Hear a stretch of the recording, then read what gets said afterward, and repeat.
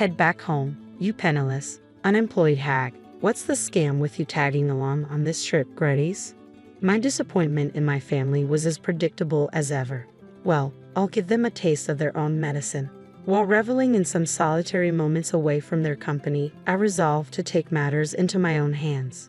Just then, my brother's voice chimed in on the phone. Hey, what's going on, sis? What have you done? My name's Lucy, a 30-year-old office worker, and for the past 3 years, I've been with someone special, Alan. He's a genuine gentleman who not only treats me with kindness but deeply cares for me. We first crossed paths in college. He was my senior, and I often turned to him for advice on work or personal matters. He always listened intently and offered wise counsel. As we transitioned into the working world, we kept in touch, meeting regularly. Then, one day, he confessed his feelings and we embarked on a relationship. Since then, our journey together has been blissful, filled with shared moments and dreams of a future together. Then came the day when Alan popped the question, Lucy, I want to spend the rest of my life by your side. Will you marry me? Yes, we both agreed, and the decision to tie the knot was made. Swiftly, we shared the news with our families. Nice to meet you, I'm Lucy. I introduced myself warmly. Oh, so we finally meet. Alan has talked a lot about you, his mother exclaimed with a smile. You're just as lovely as he described, I replied, feeling the hint of shyness. Don't sell yourself short. Come on in, make yourself at home, she insisted kindly. Thank you, I said gratefully. Alan had lost his father a few years back, leaving only his mother in the family home. I was anxious about meeting her, but she greeted me with open arms. Over tea and snacks, we engaged in a delightful conversation, easing any worries I had about fitting into the family. Lucy, you're truly a remarkable person. I couldn't be happier that you'll be joining Alan as his wife, my mother-in-law to be praised, her kind words catching me off guard and leaving me slightly flustered. I'm eagerly anticipating your wedding. Take care, Mom. Thank you for today, I replied, bidding her farewell. As our meeting concluded on a positive note, a sense of relief washed over me. However, the thought of introducing Alan to my own family immediately dampened my spirits. The truth is, I've never been particularly fond of my own family. The root of this issue stems from the way my parents treated me throughout my childhood. Both of them were star athletes. Mom excelled in track and field, while Dad dominated the soccer field. Their athletic prowess earned them scholarships to college, and naturally, they expected the same level of athletic achievement from their children. Unfortunately, I didn't possess the same athletic talents they did. Despite their efforts to nurture my sporting abilities by enrolling me in various activities like basketball, swimming, table tennis, and even figure skating, I remained average at best. It was evident that my parents were disappointed by my lack of athletic prowess. Then came the arrival of my younger brother Kyle. With aspirations of having a son, my parents eagerly enrolled him in sports as well. It turned out that Kyle had a natural talent for soccer. When the local youth coach praised his abilities, my parents were overjoyed and redirected all their attention towards him. Kyle is truly exceptional. He's something truly special, they would gush, their words implying my inadequacy. It seemed as though it was nothing more than a disappointment in their eyes. They lavished Kyle with attention and neglected me, even as I progressed through middle and high school. While I dedicated myself to my studies and excelled academically, they dismissed my achievements, claiming that academic success held no real value. When I expressed my desire to attend college, they brushed it off, citing financial constraints, so I relied on scholarships to pursue higher education. Meanwhile, Kyle continued to thrive in soccer, earning himself a scholarship to high school. My parents couldn't contain their excitement. He's destined for greatness. We'll do anything for Kyle. Growing up in the shadow of such adoration, Kyle began to look down on me. Lucy, you're such a failure and a curse. Even Mom and Dad can't stand you. If you weren't around, they could invest all their resources in me. You're just dragging us down. Kyle's hurtful words were a regular occurrence, and my parents never intervened to correct him. You truly are a burden. Spending money on you is just a waste, echoed their sentiment, further crushing my already fragile self-esteem. Despite managing to secure admission to a decent college and landing a job at a reputable company, my sense of worth remained battered, perpetually overshadowed by Kyle's accomplishments. He effortlessly earned yet another soccer scholarship for college, and my parents beamed with pride. Meanwhile, I was struggling to make ends meet. burdened by student loan debt. While Kyle continued to bask in the warmth of parental affection, living at home, pursuing his education, and indulging in soccer, the road to professional success proved arduous. Eventually, Kyle's dreams of going pro fizzled out, and he had to settle for a regular job. Yet my parents remained steadfast in their pride, and Kyle continued to enjoy the comforts of home, content in his own bubble. Every Christmas when our extended family gathered, my parents insisted on my presence. They would introduce me as their disappointing daughter while lavishing praise upon Kyle, their pride and joy. But Lucy is thriving, she has a stable job, relatives would interject. No, Kyle is far more impressive, my parents would dismiss their comments, leaving me disheartened each time. It became a pattern. My family's consistent favoritism towards my brother, their disregard for my achievements.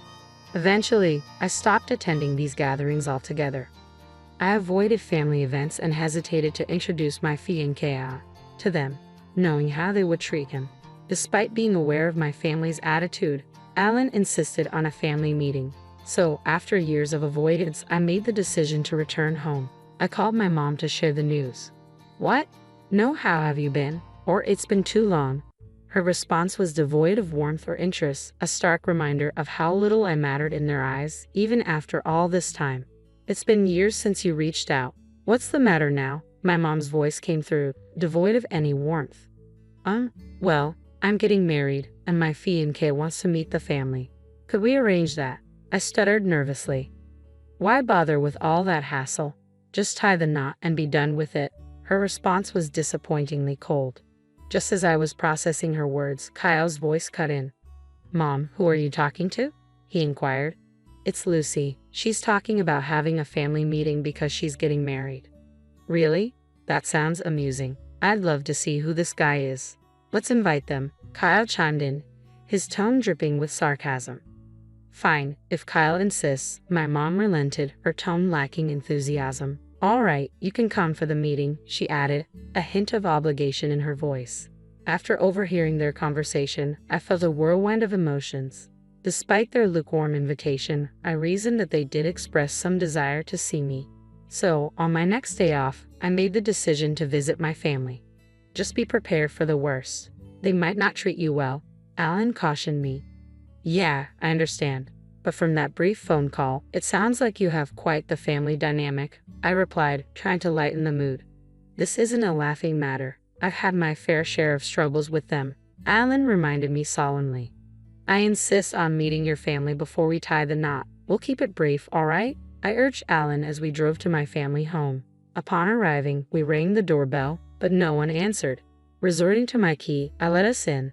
As we entered the living room, I was taken aback to find my family seated on the sofa. What surprised me even more was the presence of an unfamiliar young woman. Deciding to start with a simple greeting, I spoke up. "Hello, everyone. It's been a while. This is my fiancé, Alan. Pleasure to meet you all." I introduced Alan, prompting my family's gaze to shift towards him. Well, I half expected Lucy to bring home some dull, unremarkable fellow, but you seem all right, Kyle remarked crudely, eliciting an awkward chuckle from Alan. "Kyle, who's the woman next to you? Your girlfriend?" I couldn't hide my irritation at Kyle for bringing an unexpected guest to our pre-planned family gathering. But Kyle's response caught me off guard. "She's my wife, Mia. We've been living here since we got married." He dropped the bombshell casually. "What? Wife?" My eyes widened in disbelief. "You got married?" I was stunned, the news hitting me like a ton of bricks. "Yeah, last year," Kyle confirmed, seemingly unfazed. I was left speechless, grappling with the realization that my own brother had tied the knot without even informing me. As I tried to process this revelation, my raised voice drew Mom's annoyance. "You're too nosy. It's none of your business if Kyle got married," she snapped, brushing off my concerns. I felt a mix of hurt and betrayal. Dad then turned his attention to Alan, ignoring the tension in the room. "I'm not particularly interested, but what do you do for a living?" "You're marrying Lucy, so it can't be anything impressive, but let's hear it," he remarked bluntly. Alan's calm demeanor contrasted sharply with my rising anger. As I clenched my fists in frustration, Alan gently restrained me, reminding me not to let their words get to me. "I apologize for any rudeness. Here's my card," Alan said, extending his business card to Dad, who initially regarded it with little interest. However, his expression quickly changed. "You're a lawyer," Dad exclaimed, his eyes widening in surprise. Mom, Kyle, and Maya shared in the astonishment. "Wow, that's impressive. Elizabeth, prepare some tea for our guests, would you?" "I'll handle it," Dad declared, suddenly hospitable. "A real lawyer, how fascinating," he mused as the atmosphere in the room shifted. Alan couldn't help but be taken aback by the sudden change in attitude. "I never would have guessed Lucy's fiancé was a lawyer," Kyle remarked, echoing the sentiment shared by the others. "Does that mean you make a lot of money? Maybe you can buy me a designer bag for my birthday," Maya chimed in, her audacity leaving me speechless. It was astonishing that she would make such requests to Alan upon their first meeting. Nevertheless, Alan responded with a smile, handling the situation with grace. "Alan, you really shouldn't be saying such things to my fiancé, especially on our first meeting," Alan responded with a smile, addressing me as bold comments. "We're going to be family, so let's try to get along," Mom interjected, attempting to diffuse the tension. However, I couldn't shake off the sense of unease that lingered within me. As the families gathered for a joint meeting, both my parents and Kyle's family exhibited an unusual level of enthusiasm. Even my mother-in-law appeared somewhat taken aback by their fervor. Following the meeting, I took the opportunity to apologize to my mother-in-law, only to discover that Alan had already informed her of the incident. "Don't worry about it," she reassured me with a smile, instantly alleviating my concerns. It was a moment of relief, reaffirming my belief in her genuine kindness. 2 months later, Alan and I exchanged vows with my previously indifferent family in attendance. Surprisingly, after the wedding, they began reaching out to us more frequently. "Why don't you and Alan join us for dinner sometime? We know this wonderful restaurant," Mom's voice would chirp over the phone. I couldn't shake the suspicion that they were eyeing Alan's money, given his profession as a lawyer. But I wasn't about to fall for their scheme. "We're tied up at the moment, so we can't commit to anything right now. We'll keep you posted when we're available," I replied, keeping my tone neutral. "Sure, we'll be eagerly waiting. We're flexible with our schedule," Mom responded, her enthusiasm palpable. I felt a surge of disgust. It was clear they were more interested in exploiting my marriage to a wealthy man than in building a genuine relationship with me. After maintaining distance for some time, Mom called again a few months later. "When are you and Alan going to join us for dinner, Lucy?" Mom's voice dripped with false sweetness, and I could practically feel her desperation through the phone. "Sorry, Mom, we're pretty swamped," I replied curtly, already contemplating ending the call. But before I could, she dropped a bombshell. "We're planning to celebrate my half-century birthday," she continued, her tone shifting slightly. "After all, your father and I did see you through high school. It wouldn't hurt to show a little gratitude." I could feel her frustration mounting, expecting us to start treating her differently. But deep down, I couldn't deny that she had a point. After all, my parents had supported me until I graduated college, even if I'd paid my own way through it. Perhaps it was time to show a bit of gratitude. As Mom hit the big 5-0, I relented. "All right, count us in for the celebration." "Really? That's fantastic. We're actually planning a family trip, so it'll be perfect for all of us to spend time together." "A family vacation, huh?" I mused, not entirely enthusiastic about the idea. But then I realized it could be an opportunity to enjoy some quality time alone with Alan. When I brought up the idea to Alan, he was on board, so we decided to join the family trip. Mom's reaction was pure excitement. "Could you handle the reservations? I'll send you a bunch of URLs for hotels and plans," Mom requested eagerly. "What?" Mom inundated me with URLs, all pointing to luxury hotels and high-end restaurants. I couldn't help but feel irked by their extravagance, but I reasoned that this might be a one-time indulgence. Reluctantly, I checked out the links and proceeded with the bookings. When I called Mom to confirm the reservations, her joy was palpable. "I can't wait, thank you so much," she exclaimed, brimming with excitement. At last, the long-awaited day for our half-century family vacation had arrived, and our destination was sunny Florida. Excitement filled the air as we boarded the plane, with everyone in high spirits. Both my parents and Kyle, along with his partner, seemed to be thoroughly enjoying themselves. On touchdown, Alan and I made it clear to the family that we intended to explore on our own. Despite their attempts to persuade us to join them for souvenir shopping, we managed to gracefully evade the invitation and set off on our own adventure. we arranged to reconvene for dinner at the upscale restaurant we had reserved. As Alan and I wandered the city, taking in its sights and sounds, time seemed to slip away effortlessly. Eventually, we made our way to the fancy restaurant where our parents and Kyle's family were already waiting. "You're late," Mom chimed in sharply as we approached. "Well, we still have 10 minutes until our reservation," Alan calmly pointed out. Suddenly, their demeanor shifted. "We were talking to you," Mom retorted curtly. "What? Our business is with Alan, not you." Mom's words cut through the air, her tone sharp and dismissive. "Thank you for covering the expenses for this lavish dinner and hotel stay," Dad added, his gratitude directed solely towards Alan. Alan looked bewildered, while Kyle and the others turned their attention to me. "You're finished here, Lucy. You don't deserve any of this. You're nothing but a burden," Kyle spat out angrily. "What are you even talking about?" I tried to reason, but their voices rose in unison. "Get out of here, you jobless loser. You have no place on this trip," they berated me, their words dripping with disdain. Disgusted by my family's treatment, I realized their intentions to exclude me from the beginning. So this is how it's going to be, I thought to myself, feeling a surge of determination. "You'll regret this." Without another word, I leaned in close to Alan and whispered, "Fine, I'll leave now."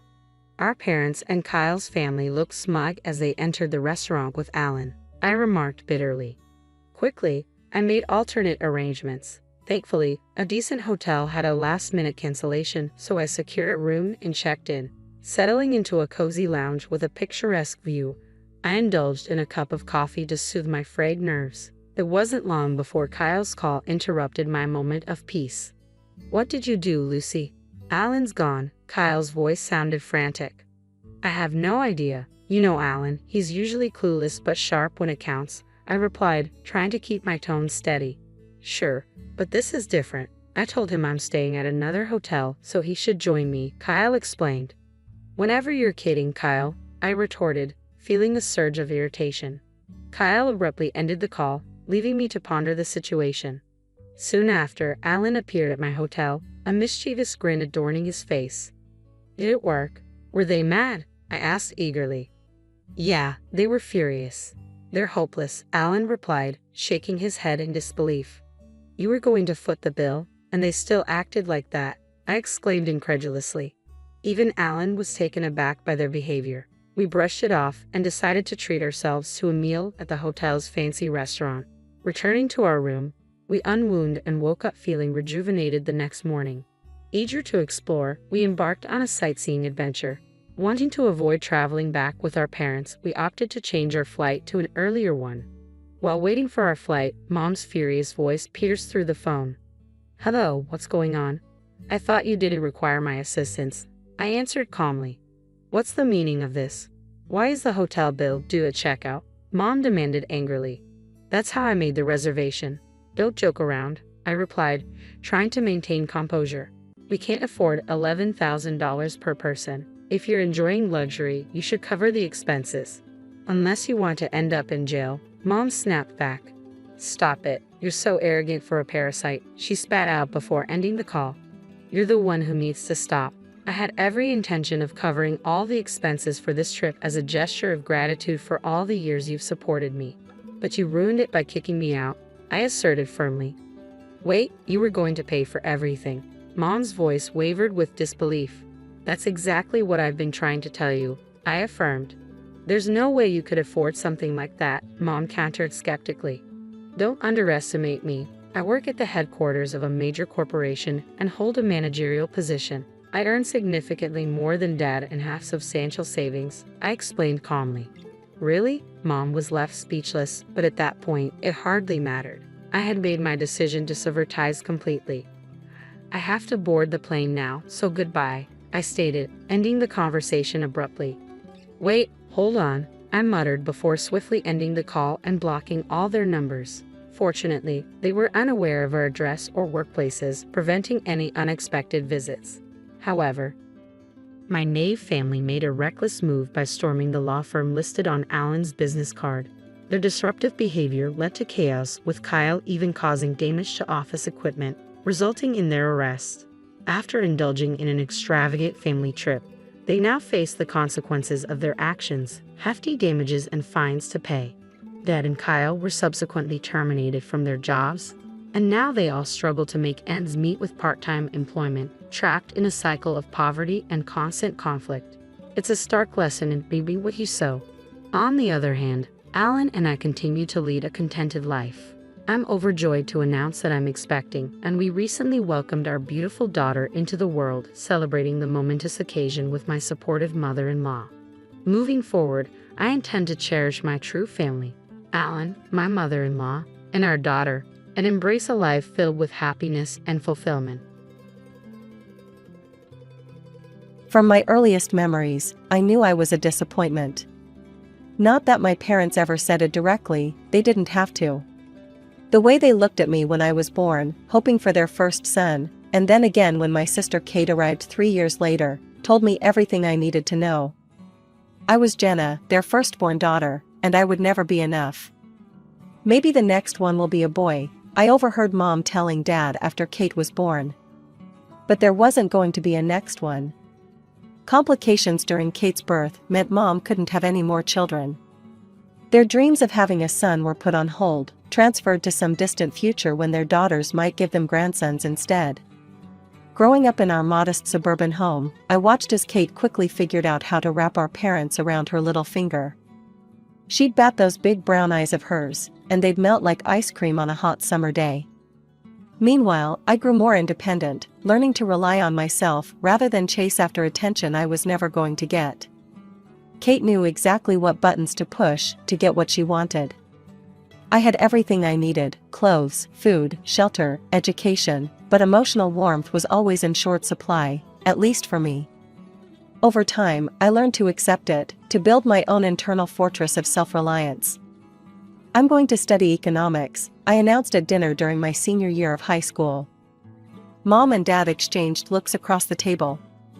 "Are you sure, honey?" Mom asked, her fork pausing halfway to her mouth. "That's such a technical field." Dad nodded in agreement.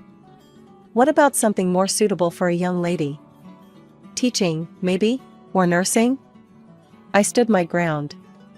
"I've already been accepted to State University. My grades are good enough for a partial scholarship." "Well," Mom sighed, "I suppose it's your choice." The disappointment in her voice was familiar by now, almost comforting in its predictability. Kate, who was still in high school, smirked from across the table. "I'm thinking of studying psychology," she announced, and our parents immediately brightened. "That's wonderful, sweetheart," Mom exclaimed. "You've always been so good with people." I pushed my peas around my plate, letting their voices wash over me like background noise.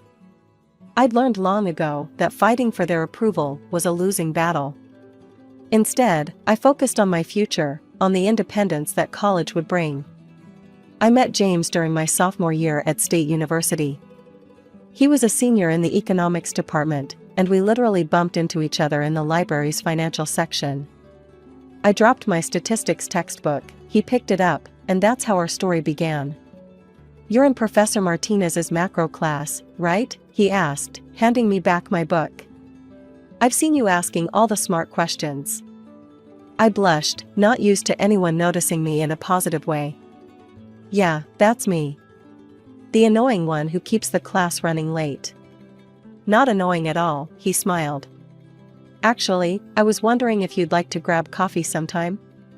I could tell you about the upper-level courses you'll be taking next year." That coffee date turned into dinner, which turned into movie nights, which turned into us being inseparable. For the first time in my life, I felt truly seen and appreciated.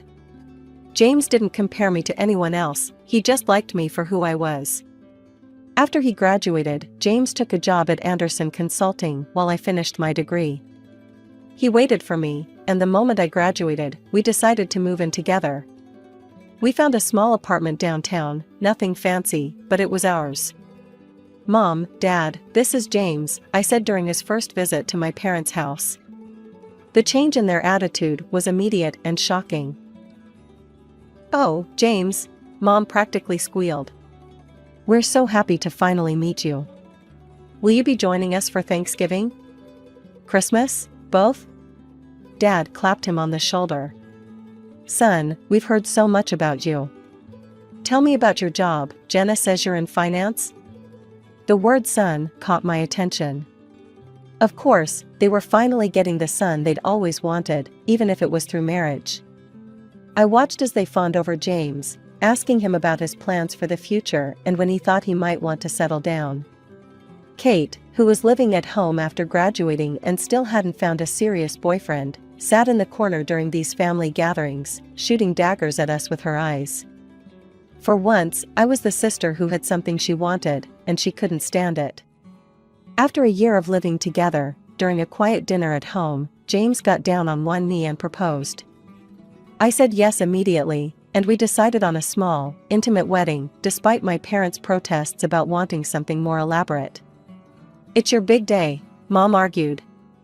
"Don't you want something more special?" "This is special," I insisted. "It's exactly what we want." The ceremony was perfect, just close friends and family in a small garden venue. James and I exchanged vows, had a lovely dinner reception, and went back to our apartment as husband and wife. It felt right, starting our married life in the same place where we'd begun building our life together. The questions started almost immediately after the honeymoon. "So, when can we expect some good news?" Mom would ask, her eyes gleaming with barely concealed desperation for a grandson. "We're saving for a house first," I'd explain, again and again. "We want to be financially stable before starting a family." Dad would shake his head disapprovingly. "Your mother and I didn't have much when we started out, and we managed just fine." Every family dinner became an update on their friends' growing families. "Did you hear? The Hendersons just became grandparents again, another boy, or the Smith's daughter just announced she's pregnant, and she's younger than you, Jenna." Finally, after 2 years of saving, James and I bought our first house. It wasn't anything fancy, but it was ours, well, ours and the bank's. The moment we signed those mortgage papers, I knew the baby questions would intensify. And they did. What I hadn't expected was Kate's announcement just 3 months later. "I'm pregnant," she declared during Sunday dinner, her hand resting on her still flat stomach. "It's Mark's." Mark was her boyfriend of 6 months, a guy none of us particularly liked. The next few months were a whirlwind. Mark disappeared as soon as Kate started showing, leaving her alone and moving back in with our parents. But instead of this being a scandal or shame, my parents transformed their house into a shrine to their upcoming grandchild. When little Emily was born, you'd have thought she was royalty.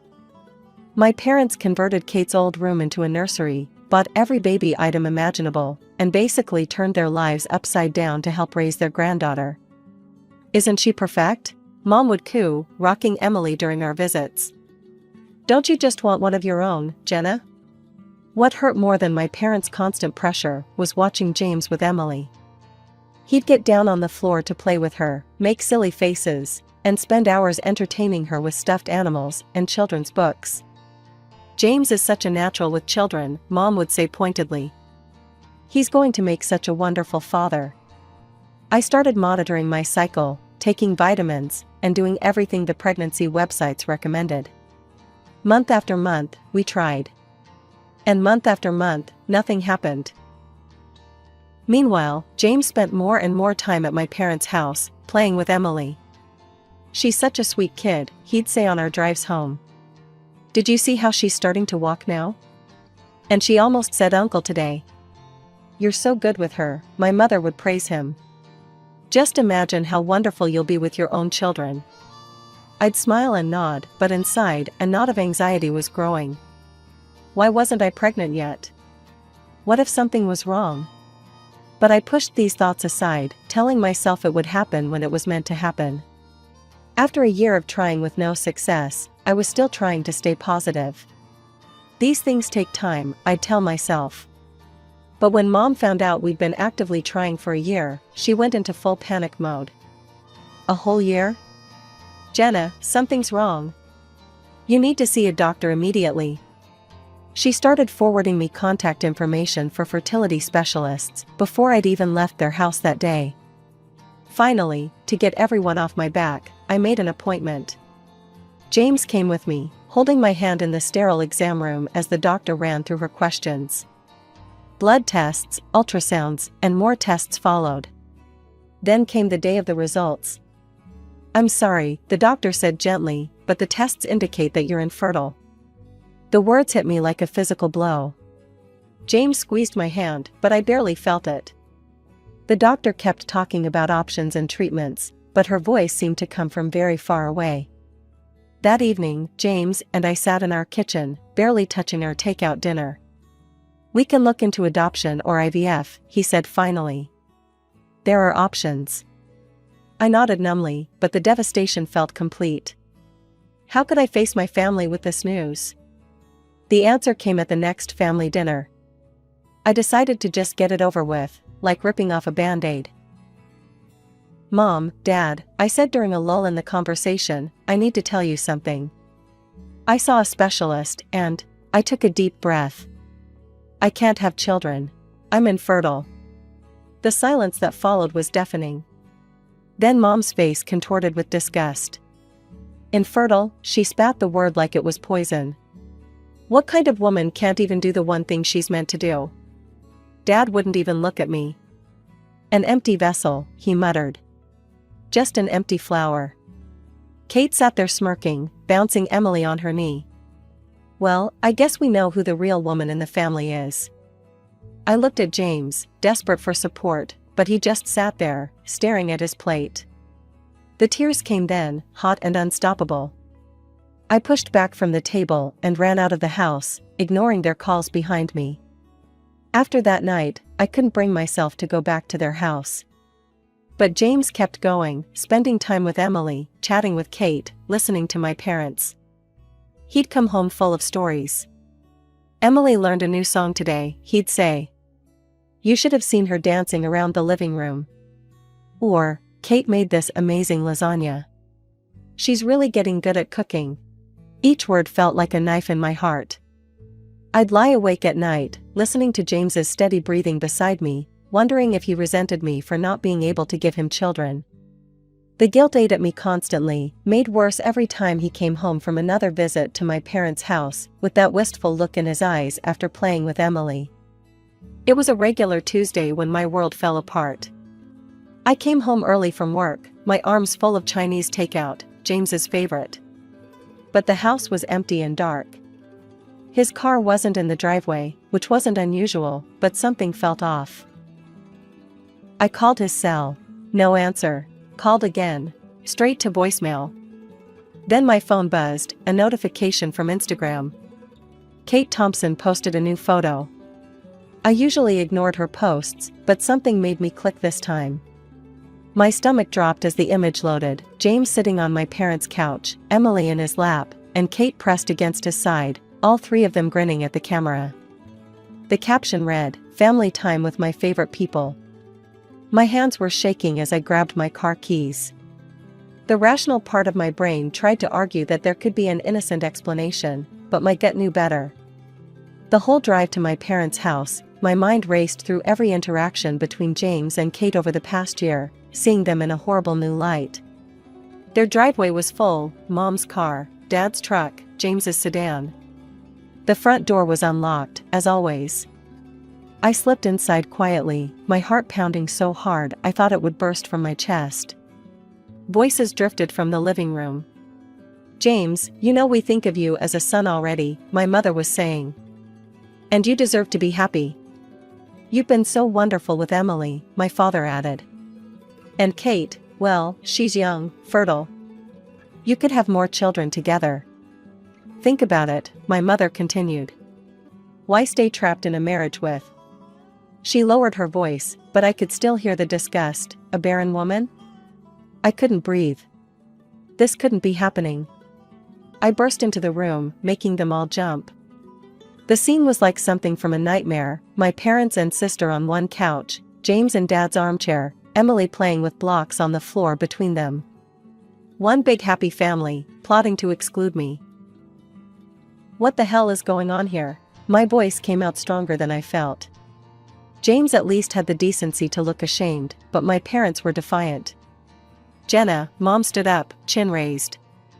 We're just having an honest discussion about what's best for everyone. Best for everyone? I repeated, my voice shaking.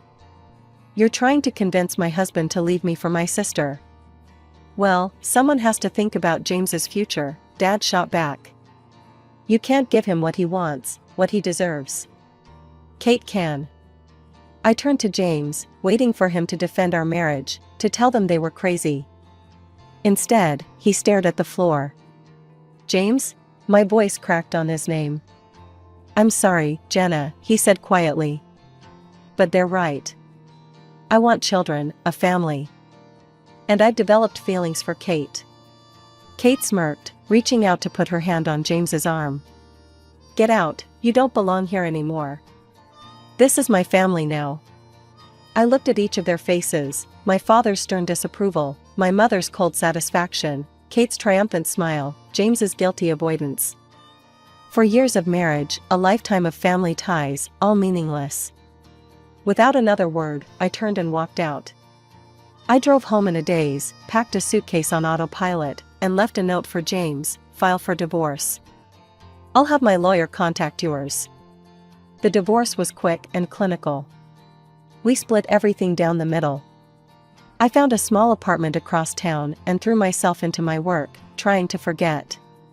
But social media had other plans. One morning, my coworker gasped at her phone during coffee break. Oh my God, Jenna, I'm so sorry, I forgot to unfollow your sister. She tried to hide her screen, but I'd already seen it, Kate in a massive white dress, James in a tux, my parents beaming beside them. It's fine, I said, even though it wasn't. I hope they're very happy together. A year later, another announcement popped up, welcome baby Rose. My replacement had produced the daughter they'd always wanted. James now had his perfect little family, Emily, who he'd adopted, and his new baby with Kate. I deleted all my social media accounts that day. Life has a funny way of surprising you, though. I was shopping for groceries one Saturday when my cart collided with someone else's. I am so sorry, a deep voice said. I looked up into the kindest brown eyes I'd ever seen. I'm Michael, he said, helping me pick up my scattered items. Can I buy you coffee to apologize for being a klutz? One coffee turned into dinner, dinner into dating, and suddenly I was falling in love again. But this time I was honest from the start. I need to tell you something, I said one night, 6 months into our relationship. I can't have children. I'm infertile. Michael took my hands in his. Jenna, I love you. If we want kids someday, we'll adopt. Or we won't. I just want you. We got married in a small ceremony at the courthouse, just us and a few close friends. No family drama, no expensive dress, no expectations, just love. A year into our marriage, I started feeling strange. Nauseous in the mornings, dizzy at odd times. Michael insisted I see a doctor. Mrs. Chen, the doctor said, looking at my test results. Congratulations, you're pregnant. I stared at her. That's impossible. I'm infertile, I have the tests to prove it. She smiled gently. The human body is mysterious. Sometimes, despite all odds, pregnancy occurs even in cases of diagnosed infertility. It's rare, but it happens. Michael and I cried together that night, tears of joy, of disbelief, of hope. I didn't tell my family. They'd lost the right to share in my happiness. 9 months later, I held my son in my arms. 7 pounds, 6 ounces of perfect, beautiful boy. Michael and I named him Alexander, defender of mankind. Looking at his tiny face, I felt nothing but pure love. No bitterness, no regret, no anger. Life had settled into a beautiful rhythm. Alexander was 2, Michael was the perfect father, and I had everything I'd ever wanted. We rarely ate out, preferring quiet family dinners at home, but that night Michael had gotten a promotion, so we decided to celebrate at La Maison, an upscale French restaurant downtown. That's when I saw them. At first, I thought I was imagining things. But no, there was Kate, my sister, locked in an intimate embrace with a man who definitely wasn't James. They were tucked away in a corner booth, but not well enough hidden. She was running her fingers through his hair, kissing him deeply, completely oblivious to the world around them. My hand shook as I pulled out my phone and discreetly took several photos. The lighting was dim, but the pictures were clear enough. There was no mistaking what was happening. "Jenna?" Michael touched my arm. "Are you okay? You've gone pale." I showed him the photos. "That's Kate. With someone who isn't her husband." Michael's jaw tightened. He knew our whole history, knew what Kate and James had done to me. "Are you going to send those to him?" My finger hovered over the send button. It would be so easy. One click and I could blow up their perfect little family, just like they'd blown up mine. But no, I said finally, saving the photos to a secure folder instead. "I'm better than them." A year passed. Alexander was growing into a brilliant, beautiful little boy with Michael's kind eyes and my stubborn chin. We were visiting a friend who lived in my old neighborhood, something I rarely did, and decided to take advantage of the nice weather by walking to a nearby park. That's when it happened. Just our luck, as we rounded the corner by the local supermarket, there they were, Mom, Dad, Kate, and James, loading groceries into their car. They saw us at the same moment we saw them. Their initial reaction was to turn away, noses in the air, pretending we were strangers. But then their eyes fell on Alexander, who was holding my hand and chattering away about the toy truck he'd brought to play with at the park. Mom stopped dead in her tracks. Who is this?" I could have ignored them. Should have, probably. But something made me stop. "This is my son, Alexander." My voice was steady, calm. Kate let out a harsh laugh. "Oh please. We all know you can't have children. Which agency did you adopt him from?" I looked her straight in the eye, enjoying the moment. "I gave birth to him 3 years ago. No adoption agency involved." "That's impossible," Mom sputtered. "The doctors said." "The doctors were wrong," I cut her off. "It happens sometimes. Rare, but it happens. And here's the proof." I gestured to Alexander, who was watching the strangers curiously. Dad's eyes went wide. "A grandson? We have a grandson?" They moved toward us then, Mom's arms outstretched like she had every right in the world to embrace my child. I stepped in front of Alexander, protectively. "No," I said firmly. "You don't get to do this.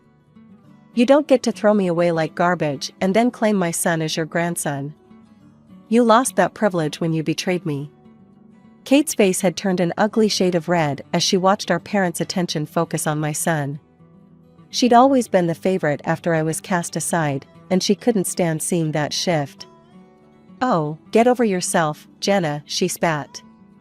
"So you managed to pop out one kid. Big deal. I still won in the end. I got your husband, I gave him a real family. 2 beautiful daughters. Face it, I'm still better than you'll ever be."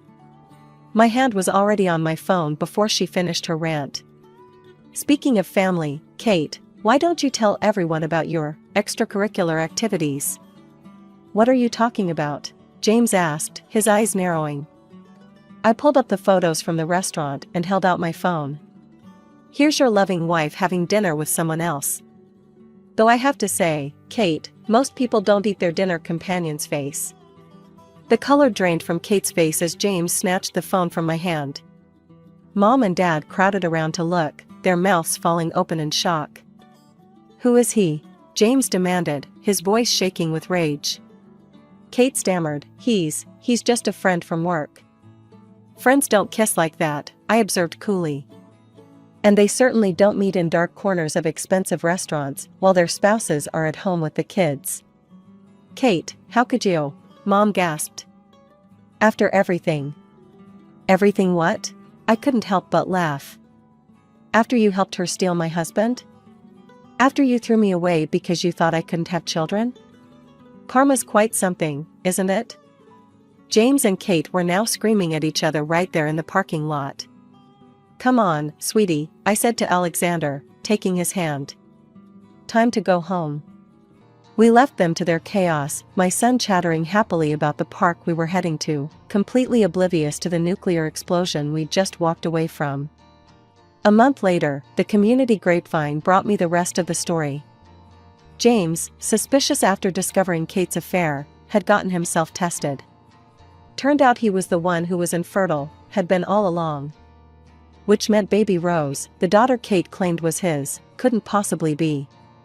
He left her immediately, refusing to pay support for either Rose or Emily. Kate moved back in with our parents, her perfect life in shambles. They all tried reaching out to me after that, calls, emails, even showing up at our house unannounced. "Please, Jenna," Mom begged through the door. "We made a terrible mistake. Let us be part of Alexander's life. He's our only grandson." "You should have thought about that before you called me an empty vessel," I replied calmly. "Actions have consequences." Michael supported my decision completely. "Family isn't about DNA," he said one night as we watched Alexander playing with his blocks. "It's about love, respect, and loyalty. They showed you none of those things." He was right, of course. Looking at my little family now, my wonderful husband who loved me regardless of whether I could have children, my miracle son who proved all the doctors wrong, our home filled with laughter and joy, I knew I had everything I needed. Sometimes the family you're born into isn't the family you're meant to have. Sometimes you have to build your own, with people who choose you back. I chose Michael, and he chose me. We chose Alexander, and he chose us right back with his first smile, his first word, his first steps. That's what real family means. And I wouldn't have it any other way. My name is Tiffany Mitchell, and I was born into what seemed like a typical middle-class family in a quiet suburban neighborhood. My parents, David and Sarah Mitchell, were absolutely obsessed with child development techniques and early learning methods. They had stacks of parenting books everywhere in our house, and Mom was always talking about some new theory she'd read about. "Sarah, don't you think we're overdoing it a bit?" I remember my dad asking one evening as Mom struggled to teach me simple arithmetic. I was barely 3. "No, David, these are crucial developmental years," Mom insisted, showing him yet another colorful flashcard. "The books say we need to start early." Looking back now, I can't help but laugh at how ordinary my development was, despite their tireless efforts. I sat up, walked, and talked right on schedule, no prodigy here. But instead of accepting that every child develops at their own pace, my parents saw me as their first failed experiment. Everything changed when my sister Jessica was born. I was 3 years old, and suddenly our house transformed into what felt like a baby genius boot camp. Mom had even taken special courses by then, determined not to make the same mistakes she thought she'd made with me. The difference in how they approached raising Jessica was stark. Where I had regular toys, Jessica had educational development tools. Where I had picture books, Jessica had cognitive enhancement materials. Every milestone became a celebration, her first words came early, she walked before her peers, and she could solve puzzles meant for older kids. My grandparents, Peter and Eleanor Mitchell, lived just a few blocks away, and their house became my sanctuary. They treated Jessica and me exactly the same, showering us both with the same love and attention. I remember one particular Sunday afternoon when I was about 5, sitting on Grandma Eleanor's lap as she read stories to both Jessica and me. "Both of my granddaughters are perfect just the way they are," Grandma would say, giving us each a cookie. This always seemed to irritate Mom, who would purse her lips and mutter something about acknowledging exceptional talent. "Sarah," Grandma once said firmly during a family dinner, "children need love, not pressure. They're not science experiments." "Mom, you don't understand modern parenting," Dad jumped to Mom's defense. "Jessica shows real promise. We need to nurture that." I sat there, pushing peas around my plate, already understanding that in my parents' eyes, I was just the practice run, the rough draft before they created their masterpiece. Elementary school was a pretty normal experience for me. I wasn't at the top of my class, but I wasn't at the bottom either. I made friends, did my homework, and generally enjoyed being a regular kid. My report cards were filled with B's and the occasional A, which I thought was perfectly fine. My parents, however, barely glanced at them. Then came the day Jessica started school. But unlike me, who went to our local public school, my sister got a different treatment entirely. "We've enrolled Jessica in the Wellington Academy for Gifted Children," Mom announced proudly at dinner one evening. They rarely accept children so young, but they were very impressed with her test scores. I remember choking on my milk. Wellington was that fancy private school across town, the one with the huge campus and Olympic-sized swimming pool. The tuition there cost more than a car. The spending didn't stop there.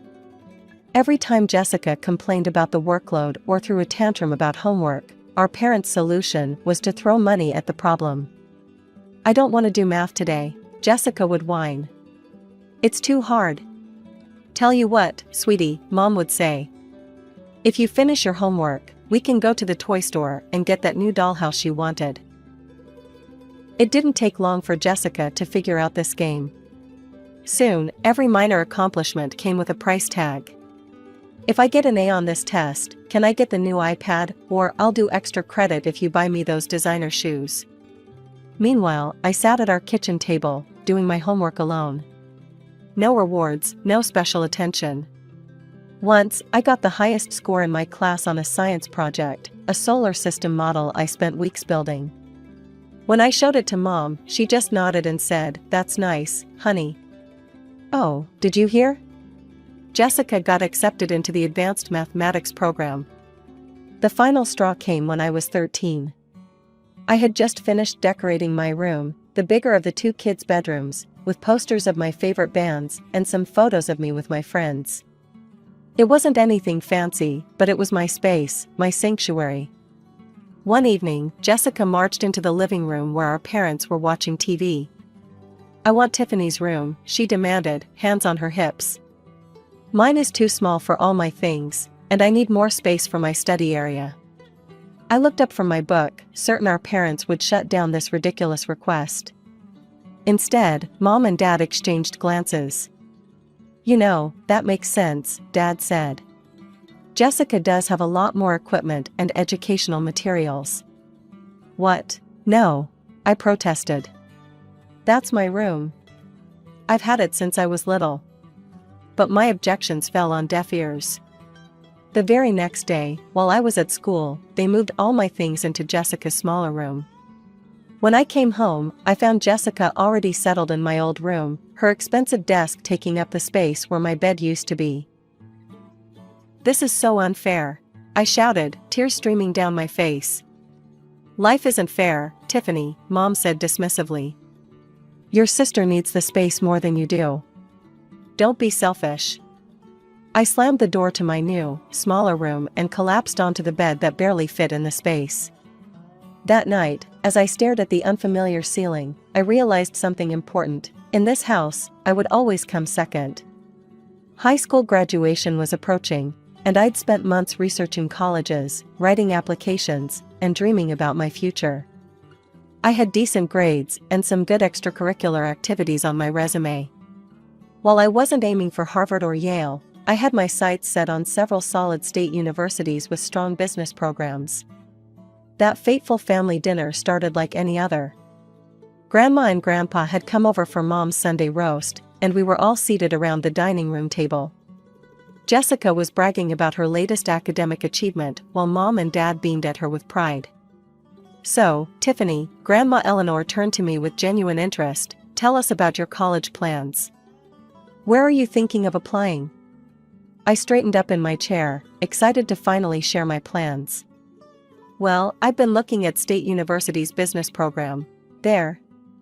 "Oh, about that," Mom cut me off mid-sentence, setting down her fork with a sharp clink against the plate. "We've been meaning to discuss this with you, Tiffany. Your father and I have decided we won't be able to help with your college tuition. We need to save all our resources for Jessica's education. She's got a real shot at the Ivy League, and that's not going to be cheap." "You can't be serious." Grandpa Peter's fork clattered onto his plate. "What about Tiffany's future?" Mom sighed as if she were explaining something obvious to a small child. Look, we have to be realistic here. Jessica is gifted. She has real potential. Tiffany is ordinary. She can get a job right out of high school or maybe take some community college classes if she saves up. How dare you? Grandma's voice shook with anger. How can you dismiss your own daughter like this? Oh, please, Dad snapped, his face reddening. Let's not pretend here. Tiffany's never shown any exceptional abilities. Higher education would be wasted on her. We're just being practical. I couldn't take it anymore. The walls felt like they were closing in. Shoving my chair back, I ran from the table, tears already streaming down my face. Behind me, I could hear the continued argument, my parents' cold logic clashing with my grandparents' outrage. A gentle knock came at my door about 15 minutes later. Tiffany, can I come in, sweetheart? It was Grandma Eleanor. I didn't answer, but she came in anyway, sitting on the edge of my bed. Her warm hand started rubbing circles on my back, just like she used to do when I was little. Your grandfather and I have made a decision, she said softly. We're going to pay for your college education. All of it. I rolled over, wiping my eyes. What? But that's too much money. Nonsense, she smiled, reaching out to brush my hair from my tear-stained face. You deserve an education just as much as anyone else. More, actually, because you've worked hard for it without any support. For the first time that evening, I felt myself smile. In that moment, something shifted inside me. I realized I didn't need my parents' approval anymore. I had people who believed in me, and more importantly, I was starting to believe in myself. College life suited me perfectly. Away from my parents' constant comparisons and criticism, I flourished in the business program. My professors praised my analytical thinking, and I discovered I had a natural talent for understanding market trends and investment strategies. Every weekend, I'd call Grandma and Grandpa to update them on my progress. I hadn't spoken to my parents since leaving for college. They hadn't tried to contact me either, which honestly made things easier. The only updates I got about them came through my grandparents, and one particular call changed everything. You won't believe what's happening with Jessica, Grandma said one evening, her voice heavy with concern. She's completely gone off the rails. You know, she got into Princeton, your parents wouldn't stop talking about it.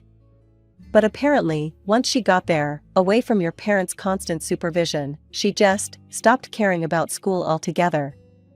I listened as Grandma painted a picture of my perfect sister's dramatic fall from grace. Jessica, it seemed, had discovered parties, boys, and the freedom to do whatever she wanted. Her carefully cultivated image as the family genius crumbled in a matter of weeks. Your mother called me in tears yesterday, Grandma continued. The dean's office sent them a warning letter. Jessica's barely attending classes, and when she does show up, she's either late or hungover. What are Mom and Dad doing about it? Oh, they're beside themselves. They've tried everything, threatening to cut off her allowance, promising her a new car if she brings her grades up, even flying out to Princeton to talk some sense into her. But Jessica just laughs it off. The irony wasn't lost on me. After years of giving Jessica everything she wanted, my parents had created someone who didn't know how to handle responsibility. A month later, Grandma called with an update. Well, it finally happened, she said. Jessica got kicked out of Princeton. Failed almost every class, and had too many disciplinary infractions to count. I could hardly believe it. The golden child, the genius, the one who was supposed to bring glory to the family name, kicked out of college after just 1 year. She's moved back home, Grandma added. Your parents are in shock. They keep saying there must be some mistake, that the university didn't understand Jessica's special needs as a gifted student. Over the next few months, through my regular calls with my grandparents, I learned that Jessica had settled into a comfortable routine of doing absolutely nothing. She slept until noon, went out with different guys every night, and treated our parents' house like a hotel. Your father tried to get her to at least look for a job, Grandpa told me during one call. She told him that work was beneath someone of her intelligence level. I felt vindicated and pleased. And at the same time, I felt relieved that I'd escaped their suffocating expectations and found my own path. After graduation, I landed a position as a junior investment analyst at Meridian Financial, one of the most respected firms in my hometown. Grandma and Grandpa insisted I stay with them until I got settled, and I gratefully accepted. The unexpected reunion with my parents happened on a Saturday morning at Marshall's grocery. I was comparing prices on organic tomatoes when I heard my mother's voice.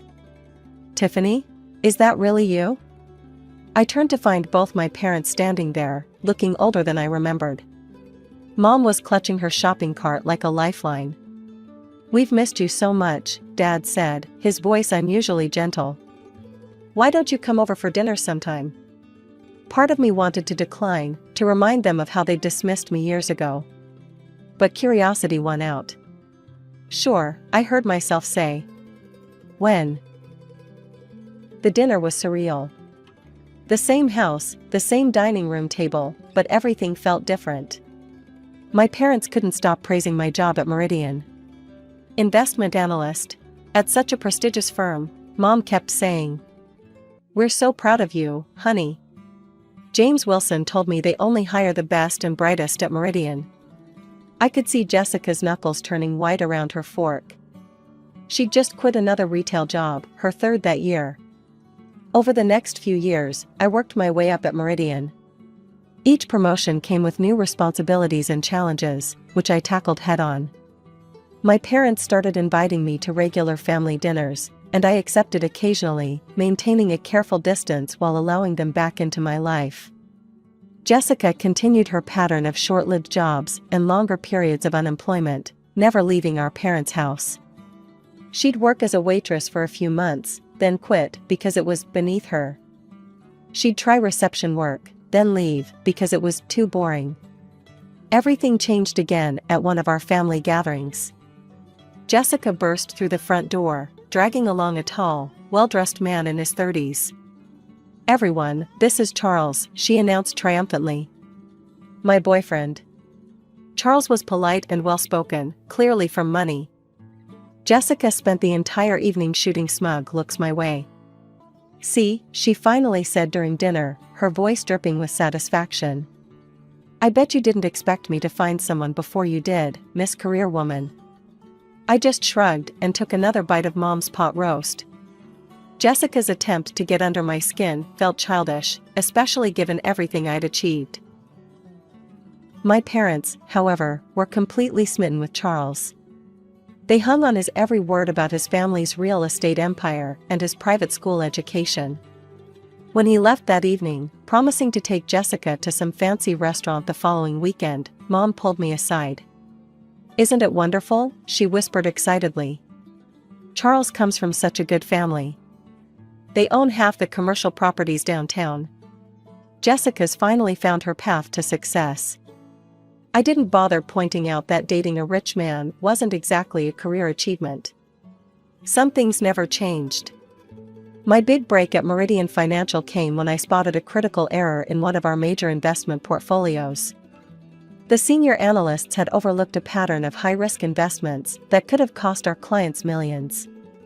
I stayed up 3 nights straight, analyzing data and preparing a comprehensive report. "Ms. Mitchell, this is remarkable," Mr. Davidson, our CEO, said during the emergency meeting I'd called. "How did you catch this?" "I noticed inconsistencies in the risk assessment models," I explained, walking them through my findings. "If we redistribute these investments now, we can not only avoid losses, but potentially increase returns by 12%. My strategy worked better than anyone expected. Within 6 months, the restructured portfolio showed a 15% increase in returns. Clients were thrilled, and Meridian's reputation soared. I followed this success by developing a new investment algorithm that helped identify emerging market opportunities before our competitors. Then came the day that changed everything. I was called into the boardroom, expecting another routine meeting. "Tiffany," Mr. Davidson began, "we're creating a new position of investment director, and we want you to fill it." I nearly dropped my coffee cup. Investment director? That would put me in charge of all investment strategies for the firm. It was a massive promotion, skipping several traditional career steps. The first people I called were Grandma and Grandpa. They were beside themselves with happiness and pride. I shared the news with my parents at our next family dinner. To my surprise, they seemed genuinely excited. "This calls for a celebration," Mom declared. "You must have a party." "I was thinking of reserving a private room at La Maison," I said, referring to an upscale restaurant downtown. "I could invite the whole family and—" "Oh, no, no," Mom interrupted, waving her hand dismissively. "You should have it here. Your father and I will help organize everything. It will be much more personal, more special. I'll invite all the relatives, order catering from that wonderful place on Oak Street." Her enthusiasm was infectious, and I found myself agreeing. Over the next week, I transferred money to my mother's account for the party expenses, and she kept me updated with regular phone calls. The evening started with such promise. I arrived at my parents' house wearing my favorite black cocktail dress and pearl necklace, a graduation gift from my grandparents. The house was beautifully decorated, with fresh flowers on every surface and elegant place settings at the dining table. The caterers had outdone themselves, the aroma of gourmet food filled the air. Family members were already there, mingling in small groups. My grandparents gave me warm hugs, Aunt Susan kissed my cheek, Uncle Robert patted my shoulder. Jessica was holding court in the living room, wearing a stunning blue designer dress, with Charles by her side in an expensive suit. Once all the guests had arrived, we gathered around the large dining table. I stood up, champagne glass in hand, ready to make my announcement. "I'd like to thank everyone for coming tonight," I began. "Oh, sweetie, let me." Mom jumped up, cutting me off mid-sentence.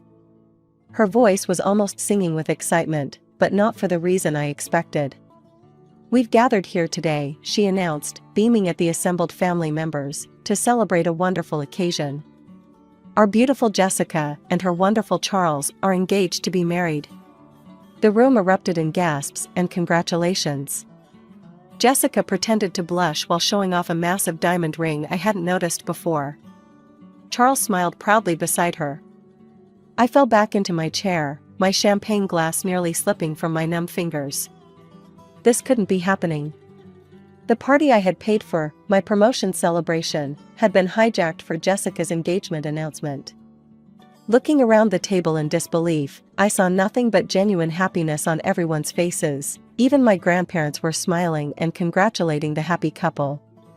That's when it hit me, none of them knew this was supposed to be my celebration. My parents had invited them to an engagement party, not a promotion party. My chair scraped against the floor as I stood up, anger burning in my throat. But before I could say anything, I felt my father's iron grip on my wrist. He pulled me close, his smile never wavering for the benefit of the guests, but his whispered words were ice cold. "Don't you dare make a scene," he hissed through clenched teeth. "If you ruin this for your sister, we'll cut you off completely. No inheritance, no family, nothing. Sit down and smile." I yanked my hand away from my father's grip. "No," I said, my voice cutting through the cheerful chatter. "Everyone needs to know the truth." The room fell silent. Jessica's smug smile froze on her face. "This party," I continued, my voice growing stronger, "was supposed to be celebrating my promotion to investment director at Meridian Financial. I paid for everything, the food, the decorations, all of it. My parents took my money and turned my celebration into an engagement party for Jessica without telling me." Gasps and whispers filled the room. Aunt Susan's hand flew to her mouth in shock. "That's not true." Mom tried to interrupt, her face flushing red. "Tiffany, stop this nonsense right now." "Show them the invitation, Aunt Susan," I said calmly. "What does it say?" Aunt Susan fumbled in her purse and pulled out the cream-colored card. It says join us in celebrating the engagement of Jessica Mitchell and Charles Aldridge." Charles stood up slowly, his face darkening. "You told me this was a family dinner where you'd announce our engagement." You never said anything about stealing your sister's celebration. Charlie, baby, let me explain, Jessica started, but he cut her off. No, I've seen enough. He turned to me. I'm sorry, Tiffany, I had no idea. Then he looked at Jessica. This engagement is off. I won't be part of a family that treats people this way. Look what you've done, Jessica shrieked at me as Charles walked out. You've ruined everything. You're just jealous, because I found someone and you're still alone. Jealous?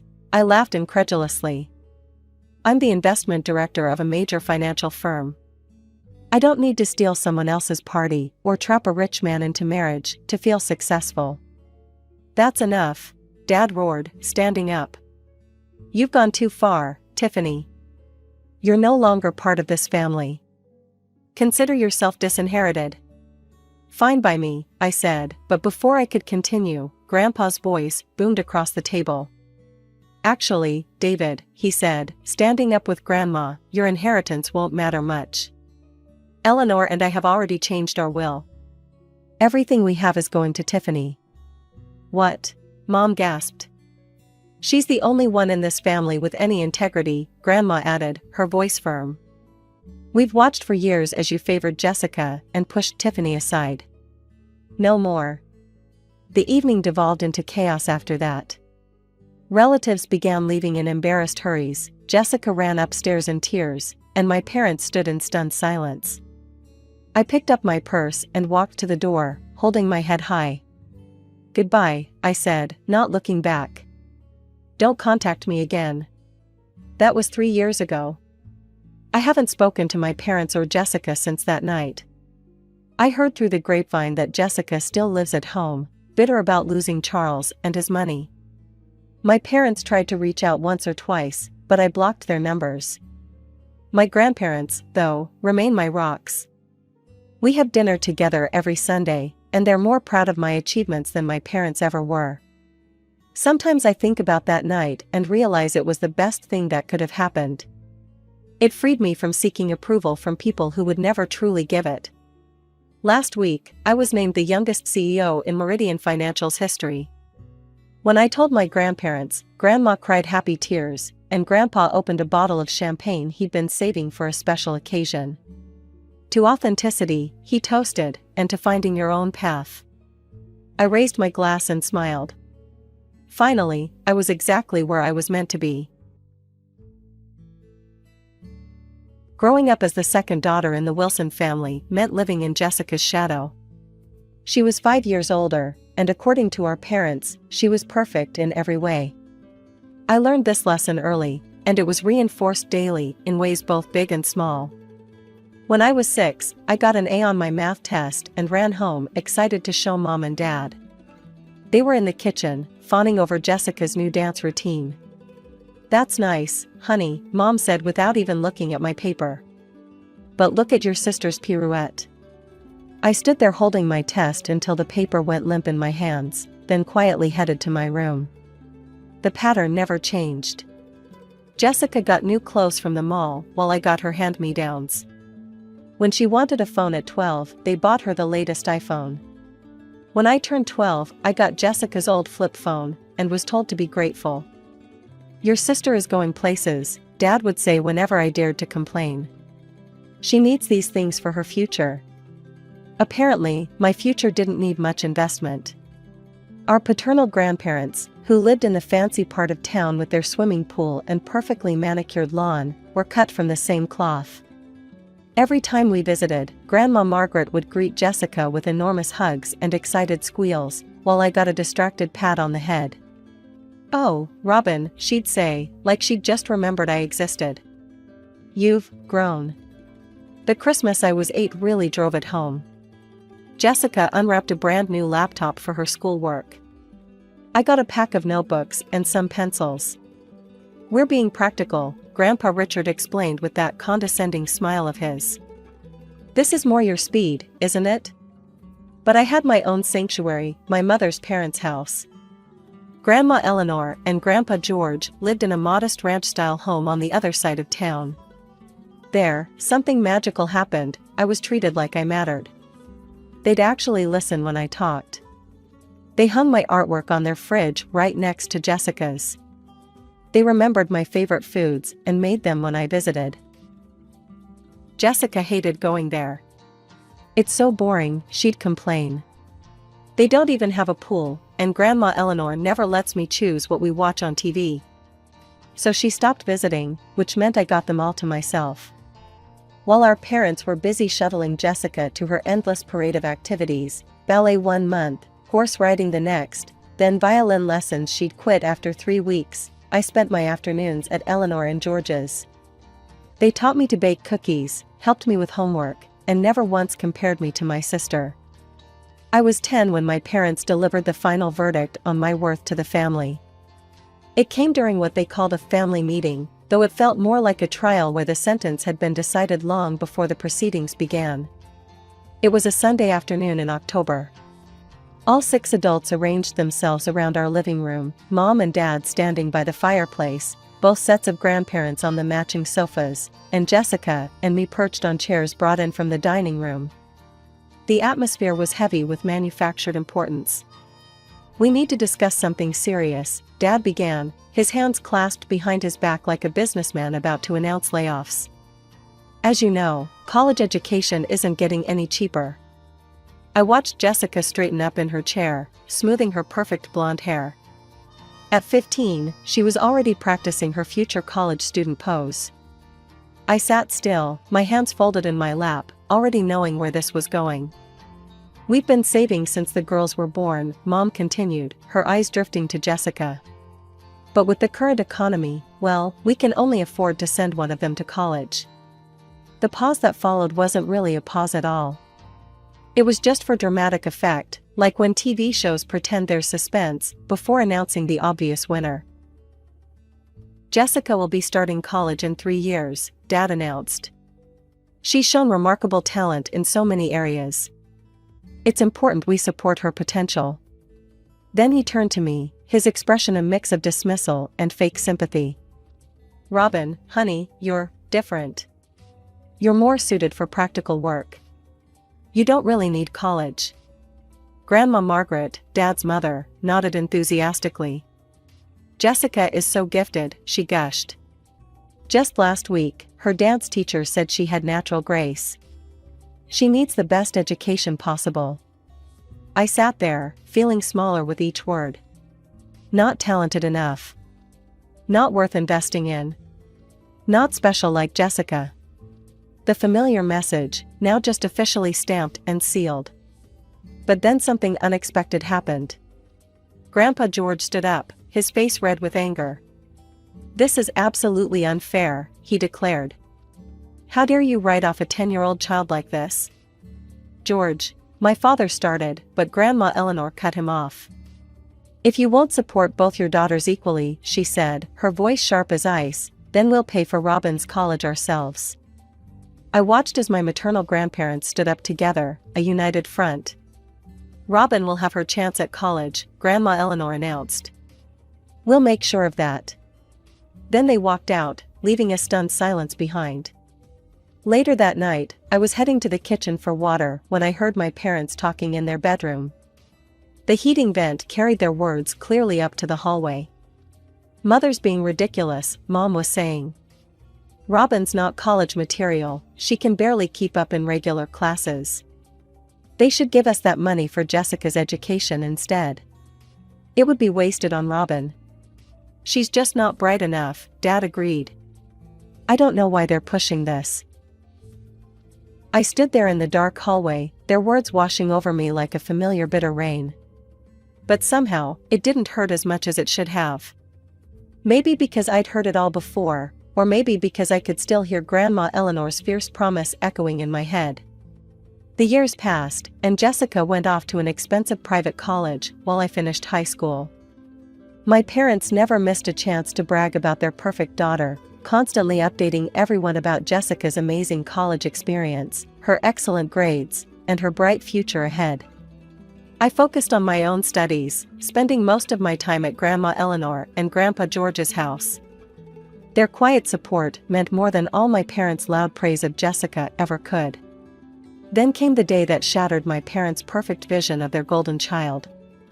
I was in my senior year when Jessica came home from college, fresh from graduation. I was doing homework at the kitchen table when she burst through the front door, mascara running down her face. "Mom, Dad," she sobbed. "I'm pregnant." The silence that followed was deafening. Mom dropped her coffee mug, dark liquid spreading across the kitchen floor. "Who's the father?" Dad finally asked, his voice barely a whisper. Jessica's next words sent Mom collapsing into a chair. "I don't know for sure." I watched my parents' faces as their perfect world crumbled. But it took them less than 5 minutes to reconstruct it. "Oh, sweetie," Mom rushed to hug Jessica. "It's not your fault. These things happen. We'll help you raise the baby," Dad added quickly. "You'll stay here with us." I couldn't believe what I was hearing. "Are you serious?" I said from my spot at the table. "She parties her way through college, gets pregnant, doesn't even know who the father is, and you're still making excuses for her?" "Robin," Mom snapped. "No, listen," I continued, years of frustration finally boiling over. "This is what happens when you spoil someone their entire life. When you never make them face consequences. When you—" "How dare you?" Dad thundered. "Your sister is going through a difficult time, and you're being cruel." Jessica burst into fresh tears, and Mom wrapped her arms around her protectively. "Get out," she screamed at me. "You heartless little—" I didn't wait to hear the rest. I ran upstairs, threw some clothes into a bag, and walked out. Behind me, I could hear them consoling Jessica, telling her everything would be okay, that none of this was her fault. Grandma Eleanor and Grandpa George took me in without question. I finished my senior year living with them, focusing on my college applications. My parents didn't call, didn't check on me, didn't even show up at my graduation. But I had my real family there, my grandparents, beaming with pride as I accepted my diploma. That fall, I left for college in another city, my tuition paid by my grandparents, just as they'd promised years ago. I heard through the grapevine that Jessica had given birth to a daughter and was living with our parents. They were probably still making excuses for her, still treating her like their perfect child who could do no wrong. Life had a funny way of working out. While Jessica's brilliant future had crumbled, I was thriving. After graduating college with honors, I landed a job at a top consulting firm in the city. Within 6 years, I had worked my way up to senior consultant, earned respect from my colleagues, and even managed to buy my own apartment. My routine was comfortable, challenging work during the week, weekend brunches with friends, and regular video calls with Grandma Eleanor and Grandpa George. They were proud of everything I'd accomplished, and that was all the family validation I needed. Then, on a regular Tuesday morning, my phone rang. I almost dropped my coffee when I saw Mom flash across the screen, a number I hadn't seen in almost a decade. "Robin?" Her voice sounded older, tired. "We need your help." 20 minutes later, I was sitting in my office, still trying to process what she'd told me. Jessica had run away. Again. This time with some guy she'd met at a bar. She'd left behind her 9-year-old daughter, the niece I'd never met. "Please come home," Mom had pleaded. "We need to discuss this in person." That's how I found myself driving back to my childhood home that evening. The house looked smaller than I remembered, the paint peeling around the windows.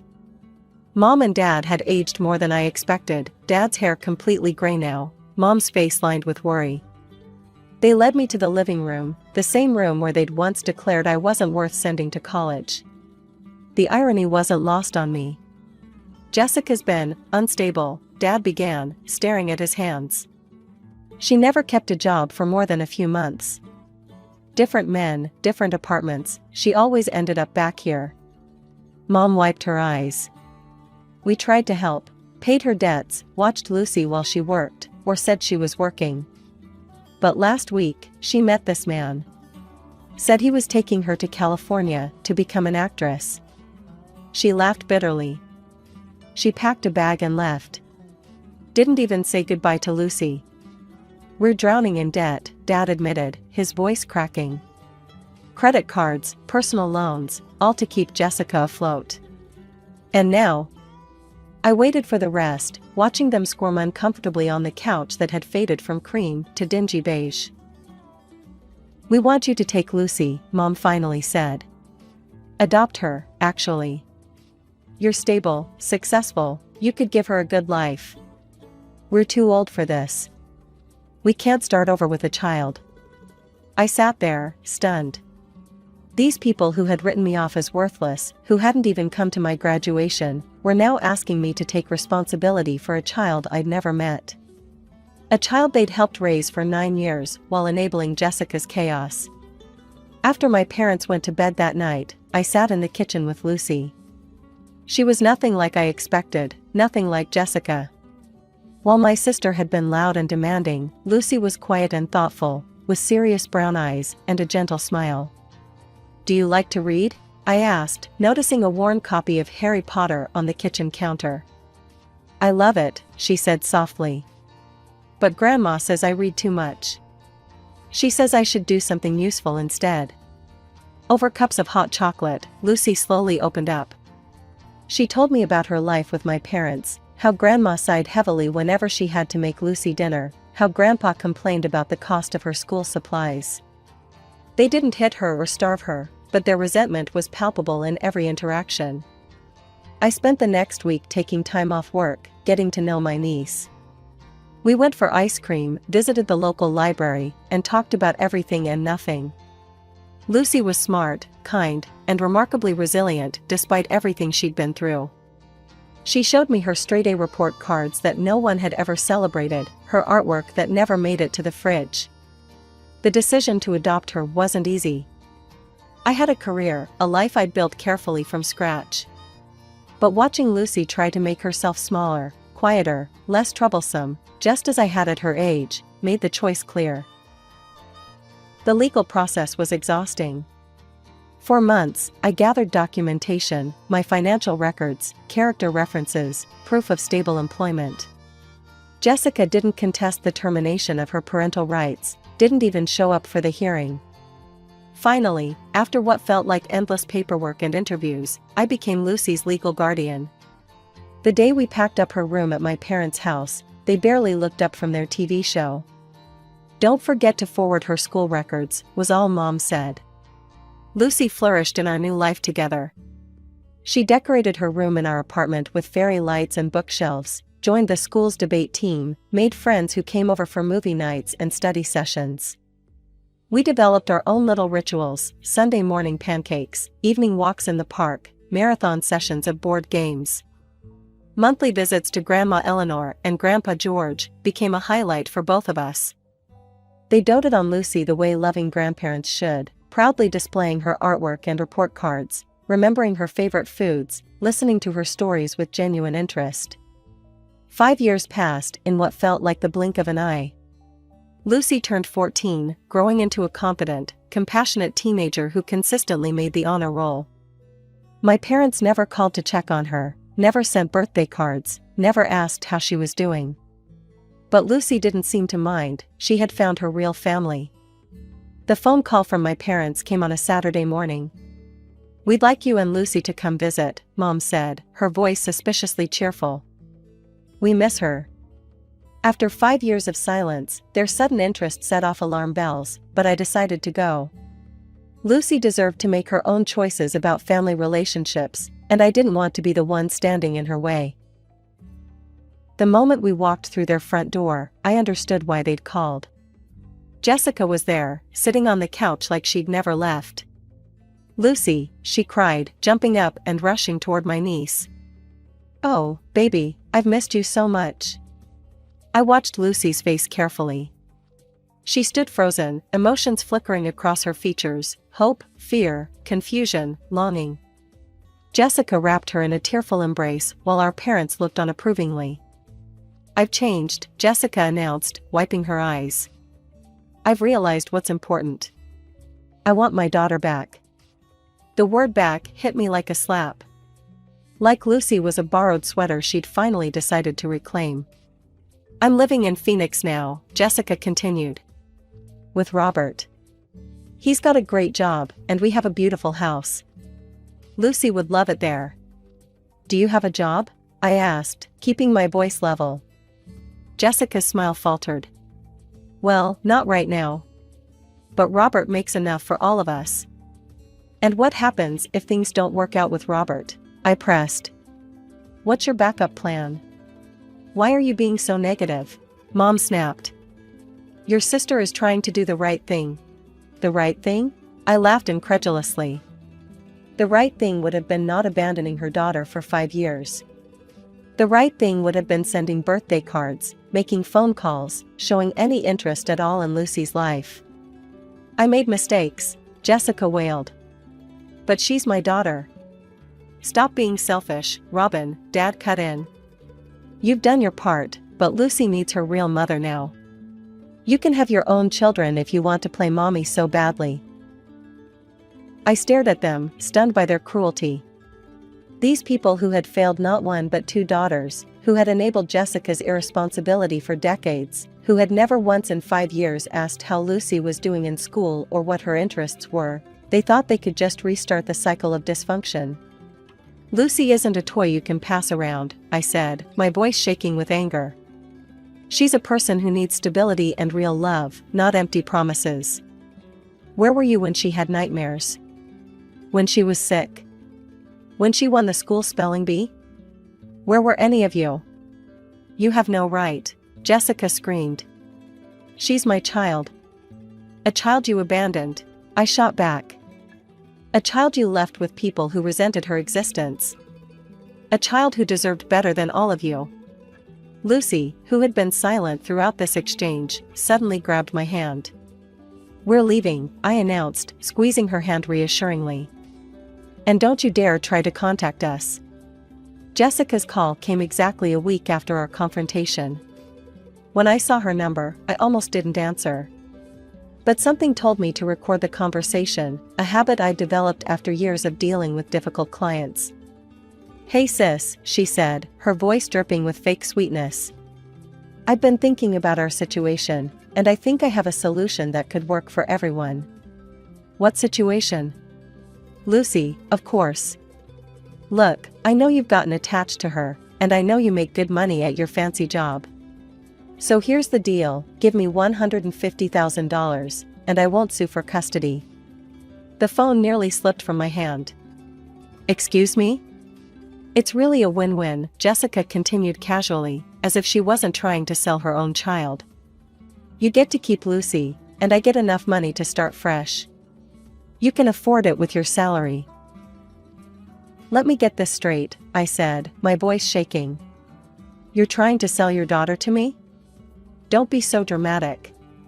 I'm just being practical. You want Lucy, I need money. Simple business transaction. She's your child, Jessica. Not a used car. Fine, she snapped, her sweet tone vanishing. Have it your way. I'll sue for custody, and you'll never see her again. How's that for practical? She hung up, and I sat there, clutching my phone, feeling sick to my stomach. The lawsuit came 3 days later. Jessica's new boyfriend had hired her a slick lawyer who specialized in family court.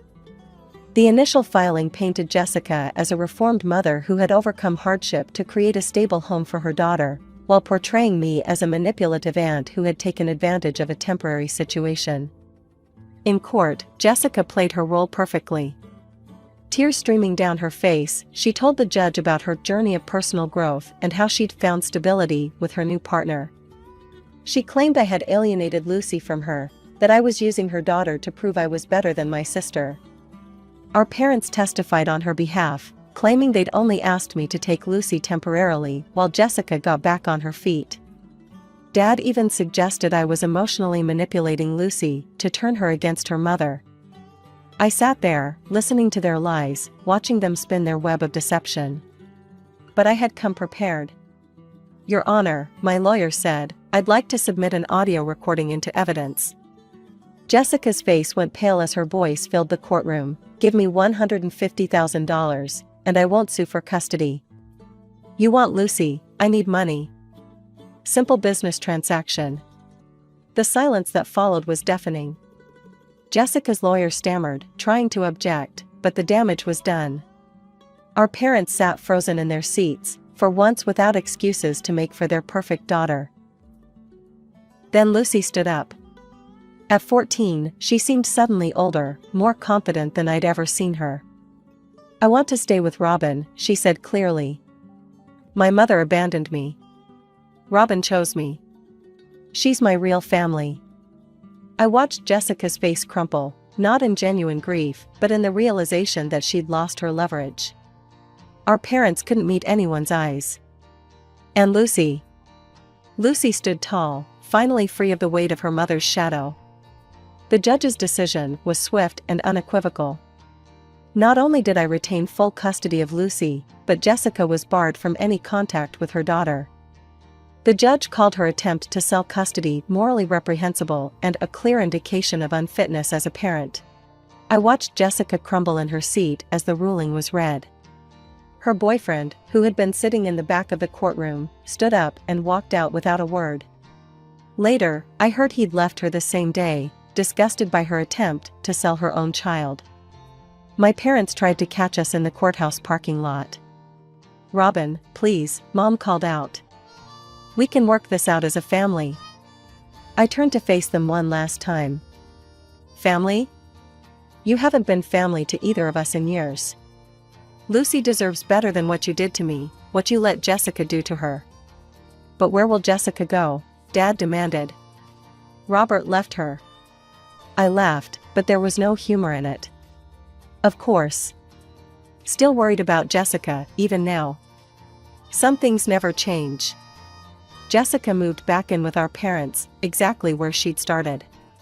The golden child, still being coddled, still being excused, still failing to grow up. But this time, her failures had cost her something irreplaceable. Life went on. Lucy threw herself into her studies with renewed energy, as if the weight of uncertainty had finally lifted from her shoulders. She joined the school's newspaper team, started taking photography classes, and began talking about wanting to study journalism in college. You know what's funny? She said one evening as we were making dinner together. For years, I thought something was wrong with me because my mom kept leaving. But now I realize she was the one with the problem. She never knew how to love anyone but herself. I hugged her tight, amazed by her wisdom. You're the strongest person I know, kiddo. Grandma Eleanor and Grandpa George remained our constant support system. Sunday dinners at their house became a sacred tradition. They proudly displayed Lucy's photography in their living room, bragged about her achievements to their friends, and saved newspaper clippings of every article she wrote for the school paper. You two saved each other, Grandma Eleanor told me one day while we watched Lucy showing Grandpa George how to use his new digital camera. Just like George and I tried to save you. She was right. In trying to give Lucy the childhood I never had, I'd found the family I'd always wanted. Not the one I was born into, but the one we chose together. My parents still send occasional texts about Jessica's latest drama, but I delete them unread. Lucy hasn't heard from her mother since the court case, and she says she prefers it that way. Some bridges, once burned, should stay ashes. Last week, Lucy won first place in a statewide student journalism competition. As I watched her accept her award, I thought about that scared 9-year-old girl I'd met years ago, and the confident teenager she'd become. I thought about cycles broken, wounds healed, and love freely given. My name is Helen Anderson, and I grew up in what I thought was the ideal American family. We weren't rich at first, but we were happy. Just me, Mom, and Dad living in our modest starter home. My father, James Anderson, was the hardest working man I've ever known. He built his transportation company from the ground up, starting with just 2 trucks and gradually expanding into a successful business. I remember how he'd sometimes come home covered in grease because he insisted on maintaining the trucks himself in the early days. Mom, Sarah is her name, though I can barely bring myself to call her that anymore, worked as a restaurant manager back then. She was actually good at her job, though she'd constantly complain about it. One day, James, she'd say during dinner, pushing food around her plate, "I want to be a proper housewife. All these late nights are killing me." Dad would just smile and pat her hand, promising her that soon she'd be able to quit. And he kept that promise. When I was 9, Dad's business really took off. He landed several major contracts, and suddenly we were moving into this beautiful 2-story house in one of the nicest neighborhoods in town. I got my own room, huge and bright, with windows looking out over our backyard. I went wild with the decoration. Pale purple walls, fairy lights everywhere, and this massive bookshelf Dad built himself. He spent an entire weekend on it, cursing under his breath when he thought I couldn't hear him, but beaming with pride when it was finally finished. Mom quit her job shortly after we moved, just like she'd always wanted. Instead of taking care of the house like she'd claimed she wanted to, she was barely ever home. It was always lunch with the girls, or just a quick shopping trip, or my salon appointment ran late. Dad didn't seem to mind. He was too busy with his company, though he always made time for me. Every Sunday was our day. We'd go for ice cream, and he'd listen to all my stories about school and friends as if they were the most important things in the world. The last time we had ice cream together was just before I turned 11. It was a bright spring day, and Dad was telling me about one of his drivers calling in sick. "Guess I'll have to do the run myself tomorrow," he said, finishing his cone. "Just like the old days." "Can I come with you?" I asked, excited at the prospect of a road trip with Dad. He chuckled and ruffled my hair. "Not this time, princess. It's just a quick overnight trip. I'll be back before you know it." I remember hugging him extra tight that evening before bed. "Love you, Dad," I said, not knowing it would be the last time I'd ever say those words to him. The next morning, he left before dawn. Mom was still asleep, so Maria, our nanny, made his coffee and packed him a lunch. I heard him start his truck and pull out of the driveway. That was the last time I ever saw my father alive. The phone call came at 3:47 a.m.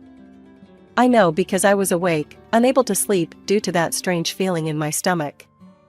I heard Mom scream from her bedroom, followed by the sound of something breaking, probably her bedside lamp. The next few hours are a blur in my memory. Police officers in our living room. Maria holding me tight while Mom paced back and forth, talking on the phone. Words like "massive collision" and "died instantly" floating around me like dark butterflies. Dad's truck had collided with a semi that had jackknifed it across the highway. They said he didn't suffer, as if that was supposed to make it better somehow. But nothing made it better. Nothing could bring back my father. The funeral is mostly a haze in my mind. I remember staring at the closed casket, not really believing Dad was inside. Mom put on quite a show, wailing and practically throwing herself across the casket at one point. Looking back now, I realize how theatrical it all was, but at 11, I thought that's just how adults handled grief. It was at the funeral that I met Uncle Robert and Aunt Patricia for the first time. They looked so much like strangers, yet Uncle Robert had Dad's eyes, the same kind, crinkly corners when he tried to smile at me through his tears. "Helen," he said, kneeling down to my level. "I'm your father's brother.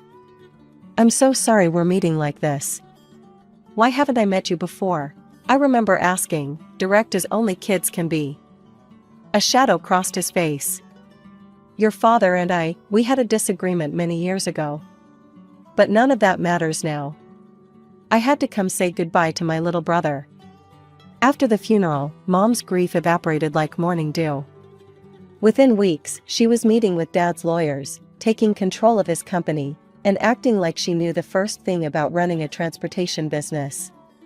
She started throwing around terms like restructuring and modernization, but it was obvious she was just making things up as she went along.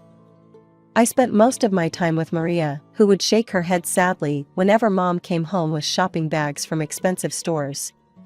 "Your mother's spending money like water," Maria muttered one day while making my lunch. "Those poor drivers haven't been paid properly in weeks." She was right. Dad's employees started quitting one by one. These were men and women who'd worked for him for years, some since the beginning. I remembered their names, their faces, how they used to bring me little presents from their routes. Now they were leaving, unable to feed their families on promises and excuses. 6 months after Dad's death, Mom sold what was left of his company for a fraction of what it had been worth. She acted like she'd made some brilliant business decision, but everyone knew the truth: she'd run Dad's life's work into the ground. After the sale of Dad's company, Mom was rarely home, always out somewhere, and I spent most of my time with Maria. She'd started teaching me Spanish, saying it would come in handy someday. I spent a lot of time at the library after school. It was better than coming home to an empty house. Mom would breeze in late at night, sometimes smelling of wine, barely acknowledging my existence. "Oh, you're still up," she'd say, as if surprised to find me in my own home. Then she'd disappear into her room, and I wouldn't see her again until the next evening, if at all. Then came that Sunday night. I was doing homework in the kitchen when Mom burst through the door, giggling like a teenager. She wasn't alone. "Helen, sweetie," she called out, her voice thick with fake enthusiasm. "Come meet Richard." Richard was tall and wore an expensive suit that somehow still looked cheap. His smile didn't reach his eyes when he looked at me. "Helen," Mom said, clutching Richard's arm like a lifeline, "Richard and I got married last weekend. He's your new father. We're going to be a proper family again." "I already had a proper family," I said, my voice shaking. "I already have a father." Richard's fake smile disappeared. "Listen here, young lady," he said, his voice stern. "Your mother and I are married now. You need to accept that and show some respect." "You're not my father," I spat back. "You'll never be my father." "See what I mean?" Richard turned to Mom. "Difficult child. Needs discipline."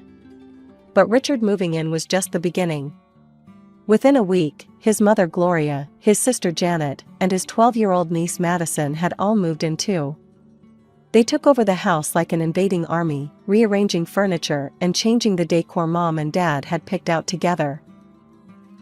Mom didn't seem to mind. She and Janet became instant best friends, spending hours shopping and gossiping.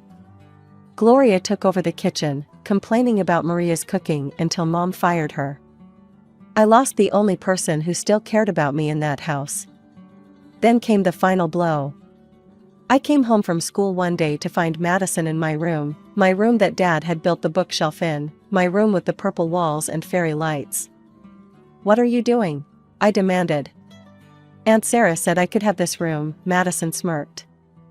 "It's bigger than the guest room, and I need space for all my things." "Get out," I screamed. "This is my room." "Not anymore," she taunted, throwing my books off the shelves. "Your mom says you're moving to the small room down the hall." I lost it. I lunged at Madison, and we both went down in a tangle of arms and legs. I pulled her hair while she scratched at my face, both of us screaming. Richard and Mom ran in, pulling us apart. "Helen," Mom shrieked. "How dare you? Go to your new room right now." "No. This is my room. Dad gave it to me." Richard grabbed my arm roughly. "Your father is dead," he snarled. "This is my house now, and you'll do as you're told." They locked me in the small guest room for 2 days, only letting me out for school and bathroom breaks. My books and things were piled in boxes in the corner. Dad's bookshelf was thrown out with the trash. Through the wall, I could hear Madison playing music in my old room, and Mom laughing with Janet downstairs like nothing was wrong. A few weeks after the room incident, I was heading to the bathroom late at night when I heard voices from downstairs. I crept to the top of the stairs, staying in the shadows. "The girl is becoming more difficult every day," Richard was saying. "She's disrupting our family harmony. Have you considered finding her another home?" My heart stopped. "Another home? You mean adoption?" Mom asked, and my blood ran cold at how thoughtful she sounded. "I suppose that could work. She's still young enough." "It would be better for everyone," Janet added. "Madison's afraid of her after that attack, and honestly, she doesn't fit in here anymore." I ran back to my room, buried my face in my pillow, and told myself they couldn't mean it. Mom wouldn't give me away. She couldn't. I pushed the conversation to the back of my mind, convincing myself it was just talk. 2 months later, my 13th birthday arrived. I wasn't expecting much, my birthdays hadn't been celebrated since Dad died. But to my surprise, Uncle Robert and Aunt Patricia showed up at the door. "Happy birthday, Helen," Uncle Robert said, hugging me tight.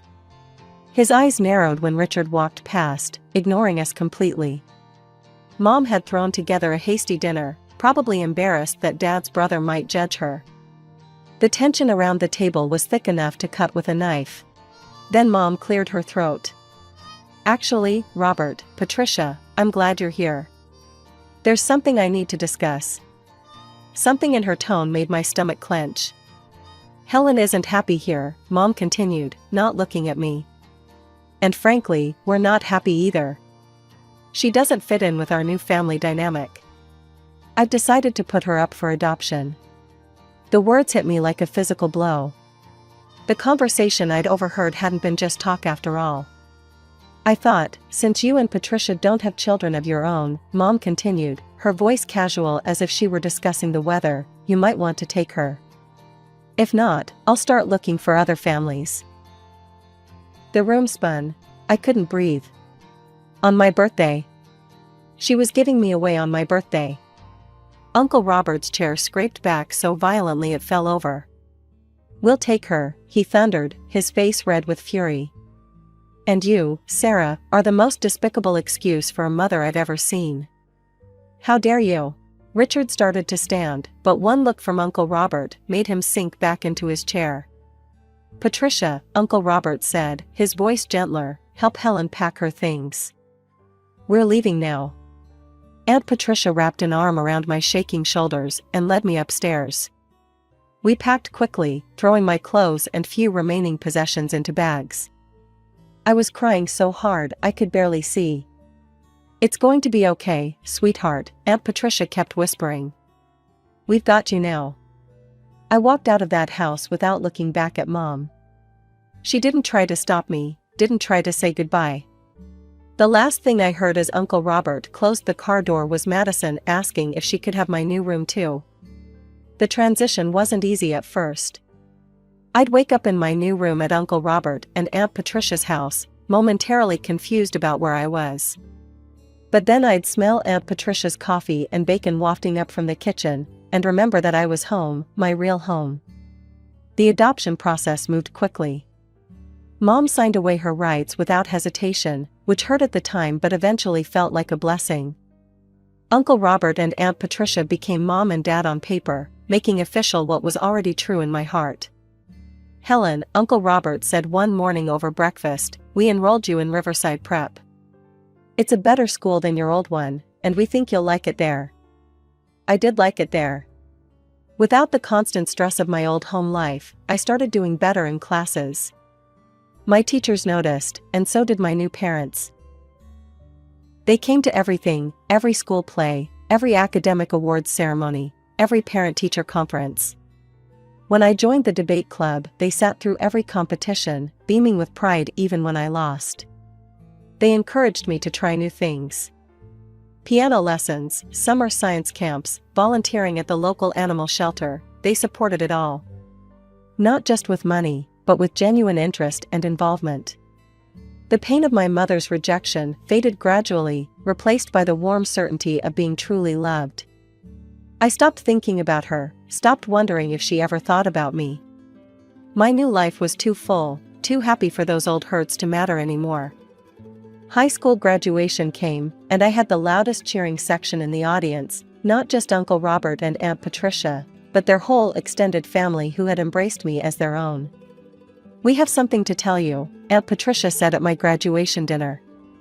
"We've been saving for your college fund since the day you came to live with us." They'd put aside enough to send me to any school I chose. I picked State University's business school, planning to major in investment management. College was incredible. I threw myself into my studies, determined to make them proud. During my junior year internship at Goldman Sachs, Aunt Patricia mentioned casually that she'd run into my birth mother at the grocery store. She has a son now, Aunt Patricia said carefully, watching my reaction. They're still in your father's old house with Richard's family. I just nodded, surprised to feel nothing but mild curiosity. That life seemed like a distant dream now, happening to someone else. After graduation, I landed a job at Morgan Stanley. My starting salary made my eyes pop. It was more money than I'd ever imagined making right out of college. The day I got my first paycheck, I went straight to the jewelry store. Uncle Robert had been wearing the same worn-out watch for years, and Aunt Patricia had been eyeing a particular pearl necklace in a local shop window. When I gave them their gifts, Aunt Patricia started crying, and Uncle Robert's hand shook as he put on his new watch. "You shouldn't have spent your money on us," he protested weakly. "Who else would I spend it on?" I asked, hugging them both. "You're my parents. You're the ones who made all of this possible." 6 years flew by after college. I climbed the corporate ladder at Morgan Stanley, earning promotion after promotion until I was managing my own team. Every success felt sweeter because I could share it with Mom and Dad, as I now called Uncle Robert and Aunt Patricia without hesitation. The apartment came first, a beautiful 2-bedroom condo in a nice part of the city. Mom helped me decorate it, and Dad insisted on checking all the paperwork before I signed the mortgage. Then I met Michael. A year of dating, and he proposed during a weekend trip to the beach. I said yes, before he even finished asking the question. Mom cried when we told them, and Dad pulled Michael into a bear hug.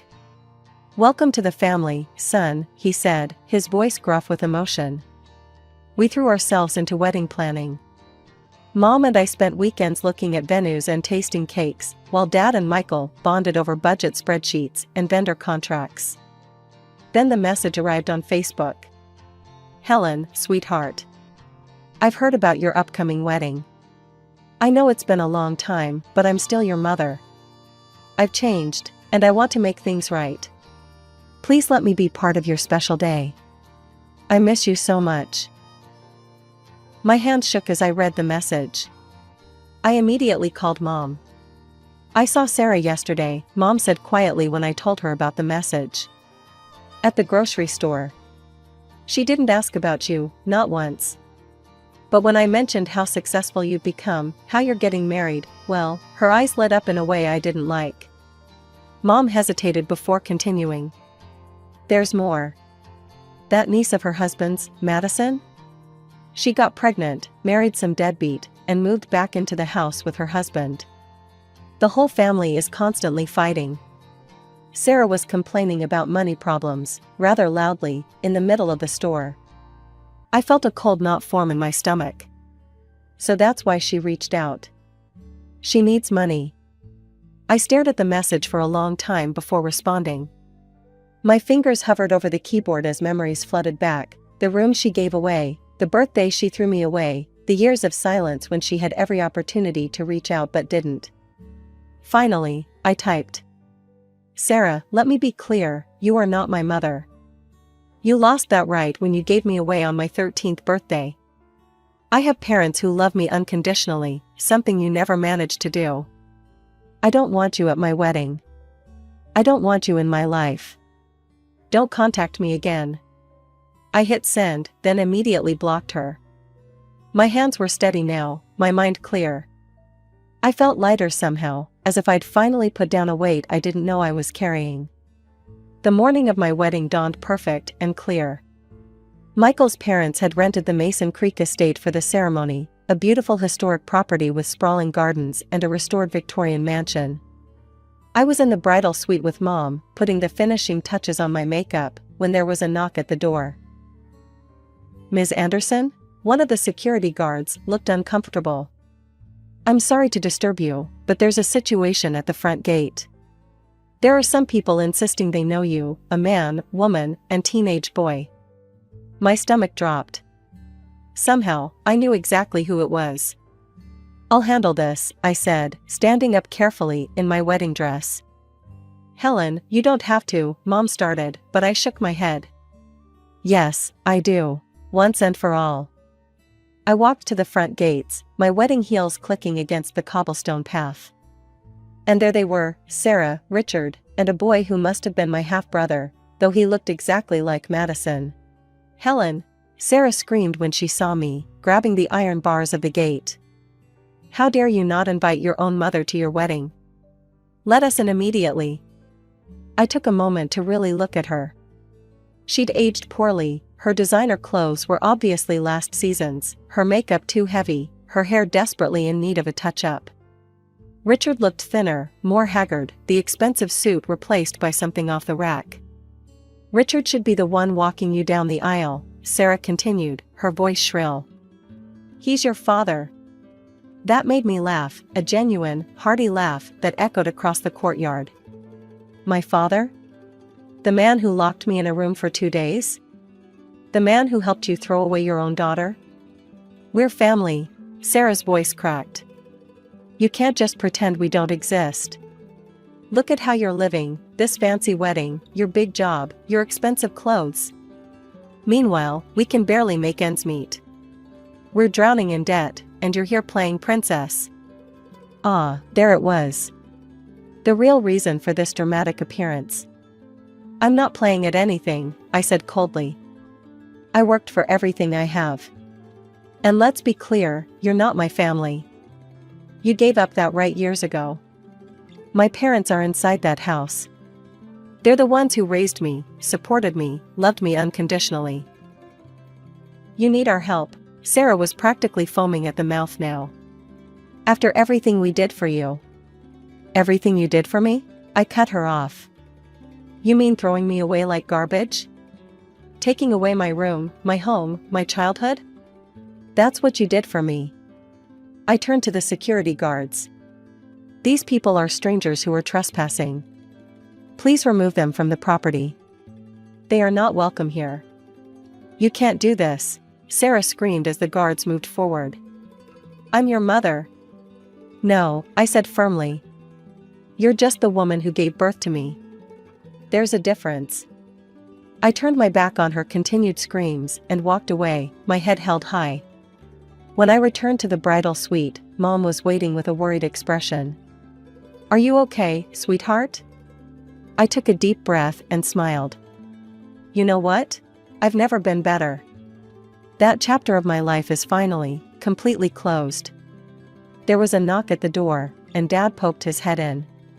"Ready, princess?" I looked in the mirror one last time, adjusting my veil. The woman looking back at me wasn't that scared 13-year-old girl anymore.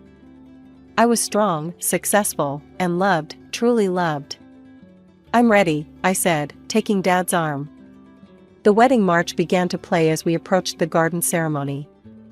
I could see Michael waiting at the altar, beaming at me with tears in his eyes. Our guest stood, turning to watch as Dad walked me down the aisle.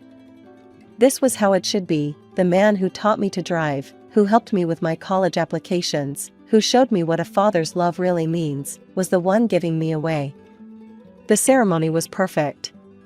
Michael and I exchanged our vows under a blue sky, surrounded by flowers and the people who truly loved us. When he kissed me for the first time as my husband, our guests erupted in cheers. The reception lasted well into the night. Dad gave a touching speech that had everyone crying, then made everyone laugh with embarrassing stories from my college years. Mom danced with Michael while I danced with Dad, and I couldn't stop smiling. That was 6 months ago. Michael and I just got back from our honeymoon in Greece, and life has settled into a wonderful new normal. Sometimes people ask me about my real parents, and I tell them truthfully that my real parents are the ones who chose me, who loved me, who shaped me into the person I am today. I don't know what happened to Sarah and her family after the wedding, and honestly, I don't care. I heard through the grapevine that they had to sell Dad's old house, but that's not my concern anymore. That part of my life is over. My story isn't about being abandoned or betrayed. It's about finding your real family, the people who love you not because they have to, but because they want to. It's about choosing happiness over bitterness, forgiveness over anger, and moving forward instead of looking back. I'm Helen Anderson Mitchell now, and I couldn't be happier with the way things turned out. Every morning, I wake up next to a man who loves me completely, and every Sunday, we have dinner with the parents who chose me and never let me go. I never thought my life would turn upside down so suddenly. For 17 years, I believed I had everything figured out: a loving husband, a beautiful daughter, and what I thought was an unshakable marriage. My name is Paloma, and this is the story of how I learned that sometimes the people closest to us can become strangers overnight. Back then, my life followed a comfortable routine. I worked as an accountant at a trading company, crunching numbers and balancing books. It wasn't the most exciting job, but I was good at it, and it helped provide for our family. My husband Mark was a sales representative for a large firm, which meant frequent business trips. I'd gotten used to those absences over the years, even looked forward to his returns when I'd cook all his favorite meals. Our daughter Sarah was 15, a bright teenager who filled our home with energy. She was the perfect blend of both of us, Mark's charm and my determination. We lived in a modest but comfortable apartment, and I thought we were happy. Looking back now, I realize how naive I was to think that contentment could last forever. "When are you coming back this time?" I asked Mark over the phone during one of his business trips. It was a conversation we'd had countless times before. "Should be home by Thursday," he replied, his voice distant. "Don't bother cooking anything special." That should have been my first clue. Mark had always loved my cooking, especially after being away. But lately, everything had changed subtly. He'd come home from his trips different, distracted, thoughtful, almost cold. When he'd walk through the door, instead of the warm embraces I was used to, he'd barely acknowledge the meals I'd prepared. "Are you okay?" I'd ask him repeatedly. "You seem different." "Just tired from work," he'd say, brushing off my concerns. "It's nothing." I blamed it on a midlife crisis. That's what everyone talked about, right? Men hitting their 40s and going through changes. I convinced myself it was temporary, that everything would return to normal if I just gave him time and space. Sarah noticed it too, but we both stayed quiet, hoping it would pass. "Mom, Dad seems weird lately," she mentioned one evening while we were doing dishes together. "He's just stressed with work, honey," I replied, believing my own lies. "These things happen in marriage sometimes. It'll get better." I focused on being the perfect wife, thinking that if I just tried harder, cooked better meals, kept the house more organized, everything would go back to how it was. But life has a way of shattering our illusions when we least expect it. I remember that ordinary Tuesday evening when everything changed. I had just gotten home from work and was checking my social media messages while sitting on the couch in our living room. A message from someone I didn't know. I almost ignored it, but something made me open it. "Hello, Paloma," the message read. "I think it's time we talked. I'm your husband's second wife." My hands trembled as I continued reading the message in our living room. Each word felt like a knife twisting deeper into my heart.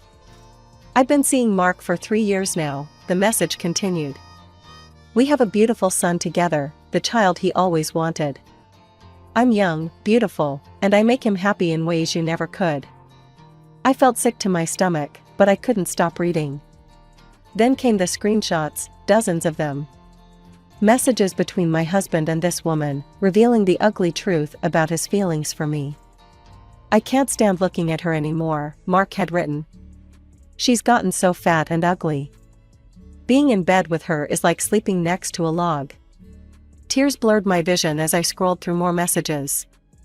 "Her cooking makes me want to vomit. The whole house feels suffocating. If it wasn't for Sarah, I would have left years ago." The final message from this woman felt like the ultimate slap in the face. "If you have any pride left, Paloma, you'll let him go. He doesn't love you anymore. He hasn't for a long time." The room started spinning. I remember trying to stand up, but my legs wouldn't support me. The last thing I heard was my phone clattering to the floor before everything went black. I woke up to Sarah's worried face hovering over me. I was lying on the living room floor where I had collapsed. Mom, can you hear me?" Sarah's voice sounded distant. "I'm calling an ambulance." "No, honey, I'm fine," I tried to say, but the words came out slurred. "The paramedics came anyway." They checked my vitals while I sat on our living room couch, Sarah clutching my hand. That's when Mark walked in. "What happened?" he asked, and for a moment, I saw concern in his eyes. Then he saw my phone on the coffee table, still open to those messages. "Is it true?" I whispered, looking into his eyes. "All of it?" He didn't even try to deny it. His face hardened, and in that moment, I saw the stranger he'd become. "Yes," he said flatly. "I don't love you anymore, Paloma. I haven't for a long time. I want a divorce." Sarah gasped beside me, her grip on my hand tightening. The paramedics tactfully stepped into the kitchen, giving us space. "How could you do this to Mom?" Sarah's voice shook with anger. "How could you?" "I'm sorry you had to find out this way," was all he said before walking out of the room. The next few weeks passed in a blur. I filed for divorce, going through the motions like a zombie. Sarah was my rock through it all, choosing to stay with me, despite Mark's attempts to convince her otherwise. He agreed to pay alimony for her without argument, probably the only decent thing he did during that time. Time moved forward, as it always does. Before I knew it, Sarah was graduating from high school. Mark and I split the costs of her college education equally. It seemed like the only civil interaction we had left. We both wanted the best for our daughter, even if we couldn't stand being in the same room together. Sarah chose a college in another city, and at first everything seemed fine. She called me regularly, telling me about her classes, her new friends, and life in the dorms. I lived for those calls, clinging to each detail she shared about her new life. But gradually, the calls became less frequent. When I tried reaching out, I'd get short, clipped responses. "Sorry, Mom, I'm busy right now. Can't talk, got a study group. Maybe next week, okay?" Each excuse felt like a small punch to the gut, but I told myself she was just busy with college life. Until she stopped coming home altogether. "Why don't you visit anymore, sweetie?" I'd ask during our increasingly rare phone conversations. "Just swamped with schoolwork, Mom. You know how it is." One evening, feeling particularly lonely, I decided to check her social media page. At first, nothing seemed unusual, just typical college posts about classes and friends. Then I saw it. Among her friends list was a familiar face, Mark's wife, the woman who had destroyed my marriage. My hands shaking, I clicked on her profile. What I saw made my blood run cold. There were dozens of photos of Sarah with Mark, his wife, and their son. "Happy family photos. Finally reunited," read one caption. "Complete family time," said another. In every picture, Sarah was beaming, hugging her father and his new wife like they were one big happy family. I felt sick. All those excuses, all those missed visits, she'd been with them the whole time. I took screenshots of the photos and sent them to Sarah with trembling fingers. Then I called her, my heart pounding. She answered on the third ring. Before I could say anything, she cut me off. "I was wondering when you'd find out," she said, her voice cold and unfamiliar. "Why, Sarah, why didn't you tell me?" "Because they're fun, Mom. They're rich and interesting. Dad and Lisa take me shopping, buy me designer clothes. He just got me a new car for my birthday. What do you offer? A boring apartment and your boring life?" Each word felt like a slap. "I'm your mother, Sarah. I raised you." "Yeah, well, I'm old enough to choose who I want to spend time with," she interrupted. "Lisa gives me money whenever I need it. They take me on vacations. If you don't like it, that's your problem." I sat there in my quiet apartment, staring at my phone through tears. First Mark, now Sarah. The two people I loved most in the world had both chosen the younger, prettier, richer woman over me. I curled up on my couch and sobbed, feeling more alone than I ever had in my life.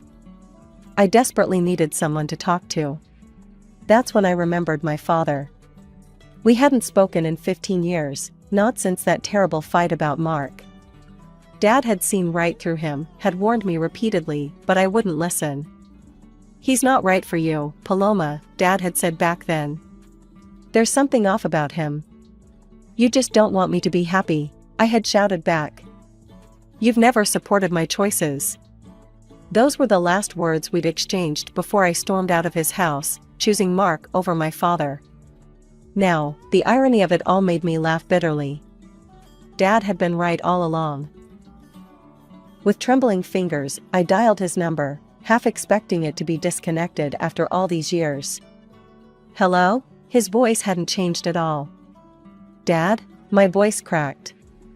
"It's Paloma. I was wondering if we could talk." "Come over right now," he said without hesitation. "I'll text you the gate code." "Gate code?" I wondered as I drove to my childhood home. But nothing could have prepared me for what I found. The modest house I grew up in had been transformed into a stunning estate. A security gate guarded the entrance, and the house itself had been completely renovated, at least triple its original size. Dad was waiting at the door, his hair grayer than I remembered, but his eyes just as kind.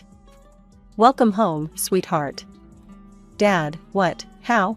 I gestured at the house. He grinned proudly.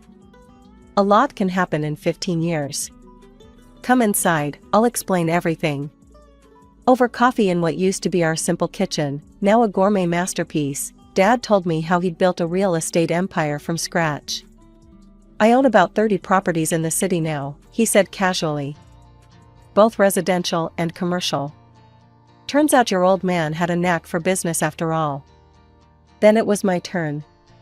I told him everything, about Mark's betrayal, his new wife and son, and finally, about Sarah's rejection. By the end, I was sobbing in his arms like a little girl. "I'm so sorry, Dad," I whispered. "You were right about Mark. I should have listened." "I forgave you long ago, sweetheart," he stroked my hair. "I'm just glad you're home now." After that day, I started visiting Dad regularly. It felt like making up for lost time. We talked about everything, his business, my life, our shared regrets. One evening, as we sat on his terrace overlooking the city, he made an unexpected proposal. "Come work for me," he said. "I need a good accountant for my company, someone I can trust. Someone who can learn the business from the ground up." "Dad, I don't know anything about real estate." "I'll teach you. You're smart, Paloma. You always have been. And maybe," he paused, "maybe it'll help take your mind off everything else." He was right.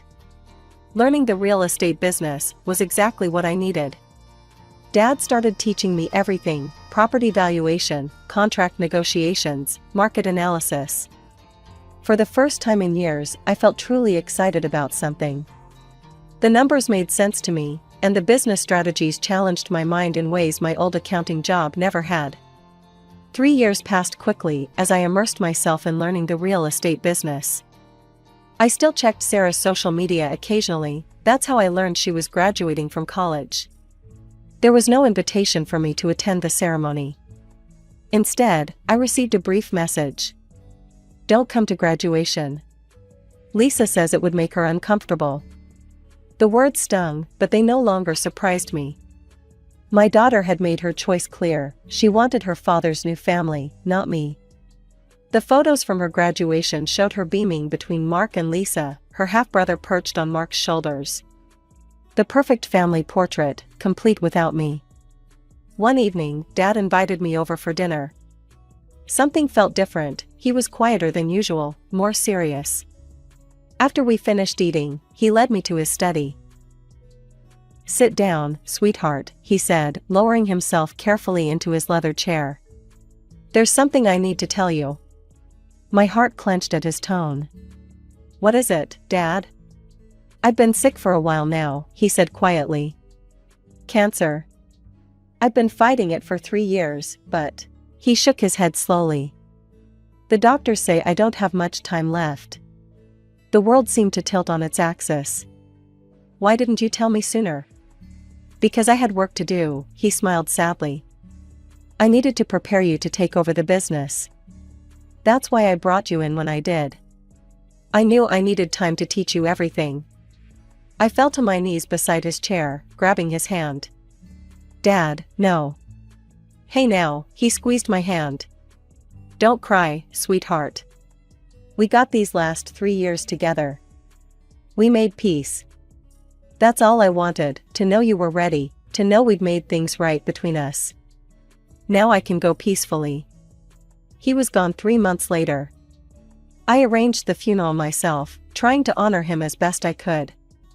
Through my grief, I sent Sarah a message. "Your grandfather passed away. The funeral is on Saturday. Please come."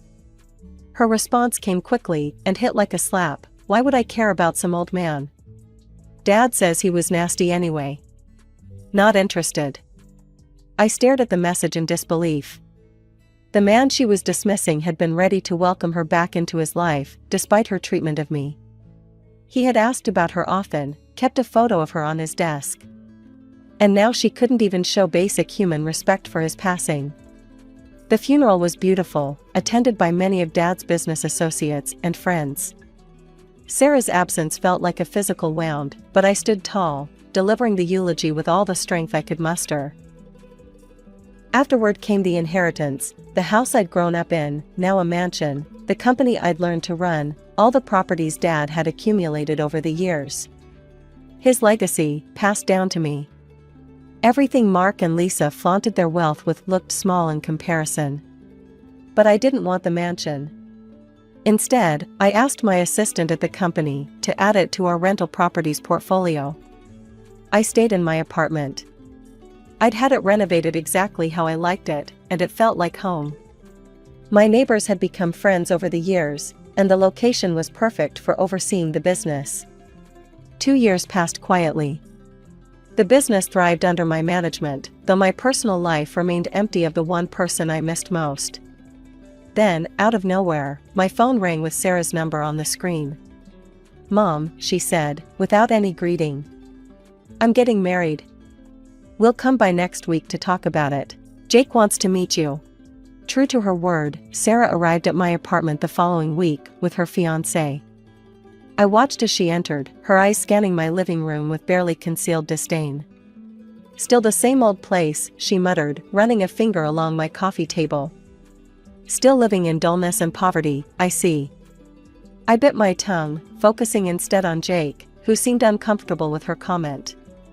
I busied myself preparing coffee and setting out the pastries I'd bought for their visit. "So," I said, trying to keep my voice steady, "tell me about the wedding plans." Sarah straightened up, suddenly animated. "We're planning something spectacular. Only the absolute best venues in the city will do. The ceremony will be in 6 months. That's wonderful. Have you found a place yet?" "We're looking," Jake said politely. "We want something really special." Sarah cleared her throat. "Actually, Mom, that's partly why we're here. Weddings are expensive, you know." "Of course," I nodded. "I'd be happy to help. I can contribute $10,000. Sarah rolled her eyes dramatically. "Well, I guess that's better than nothing. Lisa's already promised to handle my dress and the honeymoon." They didn't stay long after that. As the door closed behind them, I sank onto my couch, thinking about the irony of it all. With the success of Dad's, now my company, I could easily finance 10 such weddings without blinking an eye. But Sarah's attitude, her constant digs about my poverty, her complete lack of interest in my life, it all held me back. "Let's see how this plays out," I murmured to myself. I waited for a wedding invitation, checking my mail every day. Nothing came. Finally, curiosity got the better of me, and I visited Sarah's social media page. There it was, a lengthy post about her perfect wedding venue. My eyes widened as I read the name of the ceremony hall she'd chosen. The Grand Plaza, one of the most prestigious event venues in the city. Also one of my properties. Finally, her post read, "Jake and I found the most amazing venue for our wedding. The Grand Plaza is absolutely perfect, so elegant and exclusive. Just need to sign the rental agreement and everything will be set." I couldn't help but smile.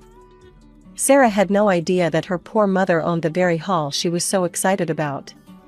She'd chosen it precisely because it represented everything she thought I couldn't provide: luxury, elegance, wealth.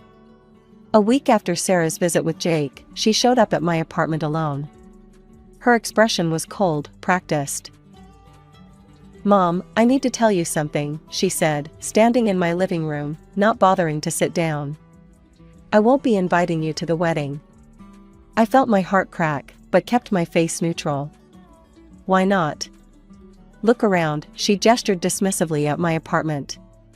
"The wedding will be at this gorgeous hall. Important people will be there: Jake's family, Dad's business associates, Lisa's friends. You." She looked me up and down. "You're too simple, too poor. You wouldn't fit in." The cruelty of her words took my breath away.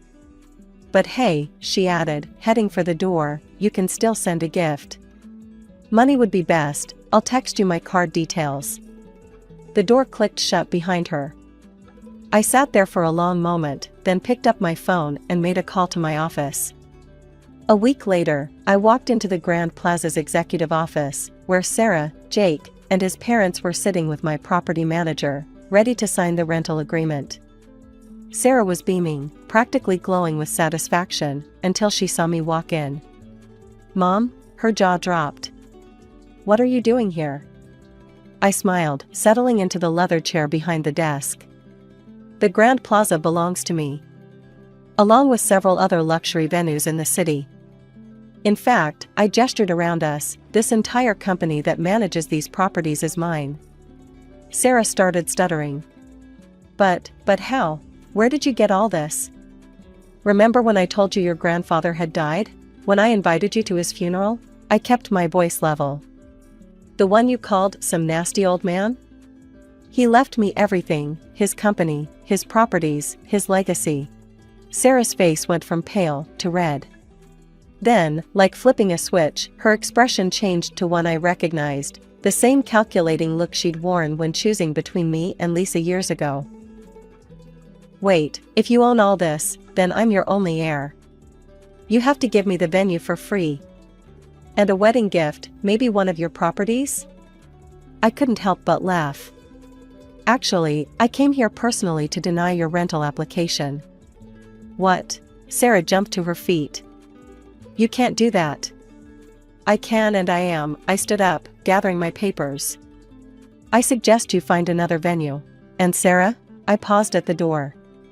"Maybe think about whether it's worth destroying relationships with people who truly love you just because they don't seem rich or important enough." "But Mom," Sarah's screams followed me down the hallway. "You can't do this to me. I'm your daughter, Mom." I kept walking, my heels clicking against the marble floor, drowning out her protests. For the first time in years, I felt truly strong, not because of my wealth or position, but because I'd finally stood up for myself.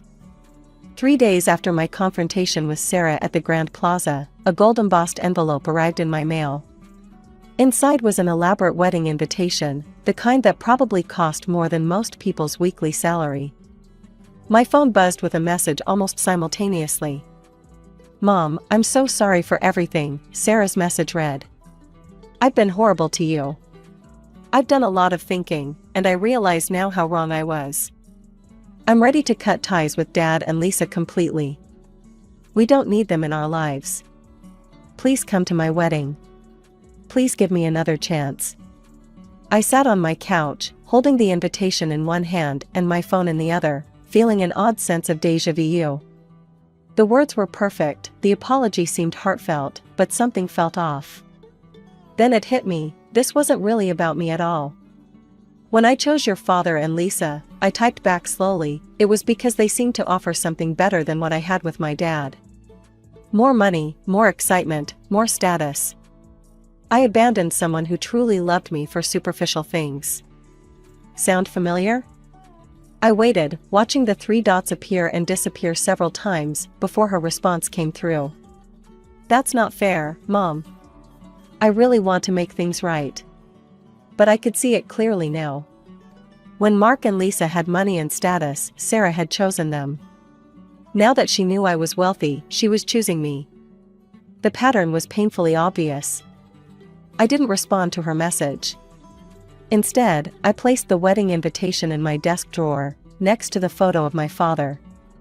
The wedding date came and went. I spent that day working in my office, looking out over the city my father had built and I now managed.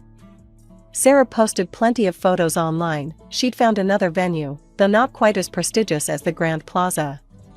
She looked beautiful in her white dress, but her smile seemed forced. Sometimes I still check her social media, watch her life unfold from a distance. She doesn't post as many photos with Mark and Lisa anymore. I suppose the shine has worn off that relationship too. Occasionally, she still sends me messages, usually when she needs something, but I've learned to let them sit unanswered. I haven't given up hope for reconciliation. After all, it took me 15 years to understand what I'd done to my father, to truly regret choosing superficial things over real love. My dad waited patiently all those years, ready to welcome me back when I finally understood. Maybe that's my role now, to wait, to be ready if Sarah ever truly understands the difference between loving someone for who they are and loving them for what they can give you. Until then, I'll keep running the company Dad left me, living in my comfortable but modest apartment, and leaving the door open for the day when Sarah might come back, not because I'm rich or poor, but because I'm her mother. Life has a funny way of teaching us who we really are. 2 years ago, if you'd told me I'd be where I am today, successful, independent, and completely estranged from my family, I would have laughed in disbelief. But here I am, and it's quite a story to tell. I'm Jillian Matthews, and back then, I was working as a manager at TradeSync Solutions, a mid-sized trading company. I was good at my job, but like many women in their late 20s, I was starting to feel that societal pressure to settle down. I had a decent career and a small circle of close friends. My family consisted of my parents, who I was close to at the time, and my older brother Marcus, who was 2 years my senior and had always been the golden child of the family. Marcus and I had grown up together in suburban Boston, sharing the typical sibling rivalry but maintaining what I thought was a solid relationship. He was always the more outgoing one, the life of the party, while I was more focused on my career and building a stable future. Our parents doted on him, and I had learned to accept that as just the way things were in our family. It was at Jenny's housewarming party, one of those gatherings where friends of friends mingle over cheap wine and supermarket cheese, where I met Tom. He was charming in that understated way that sneaks up on you, with dark brown hair that fell slightly over his eyes and a smile that made everyone feel like they were in on some private joke. We got talking about our shared love of true crime podcasts, and before I knew it, 3 hours had passed. We exchanged numbers that night, and within a week, we were texting daily.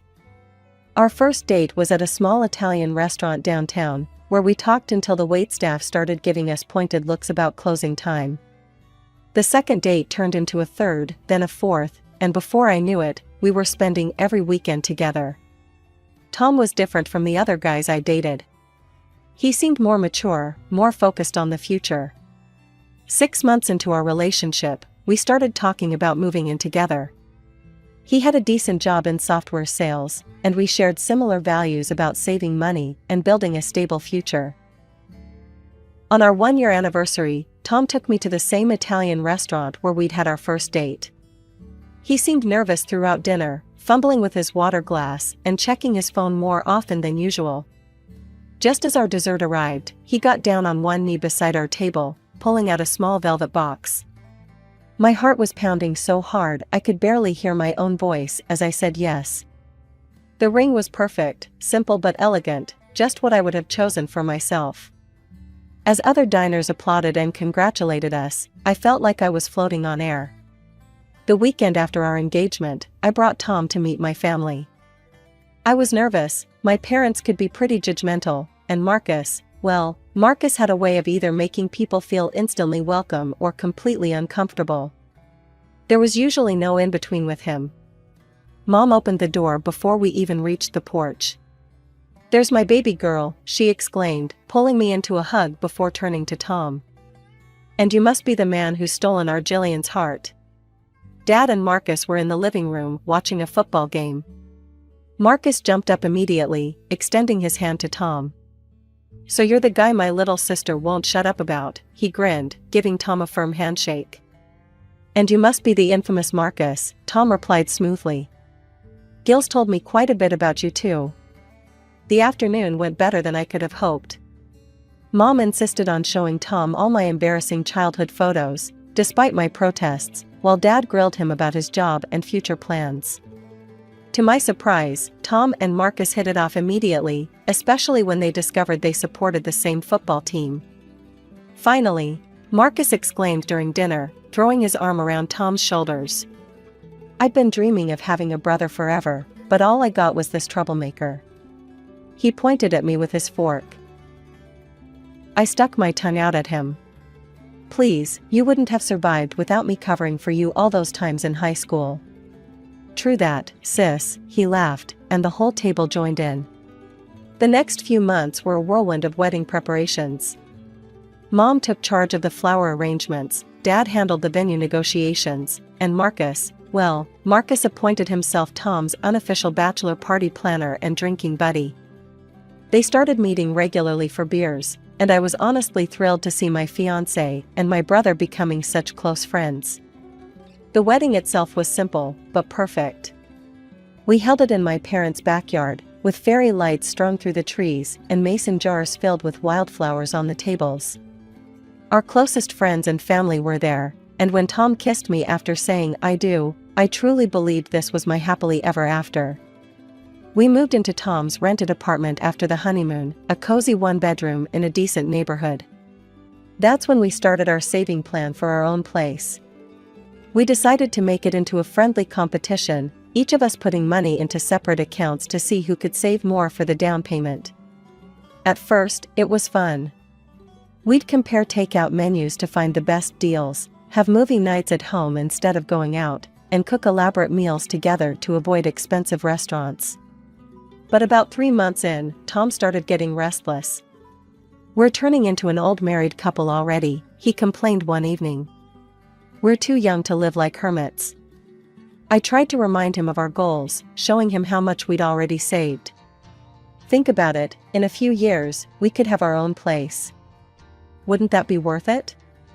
He would nod and seem to understand, but then Marcus started inviting him out for guys' nights on Fridays. At first, I was worried, but Marcus assured me he'd keep an eye on Tom. I believed him. After all, who better to trust with my husband than my own brother? And Tom would always come home in a better mood after these outings, more affectionate and understanding about our saving goals. So I learned to accept it, even look forward to having some quiet time to myself on Friday nights.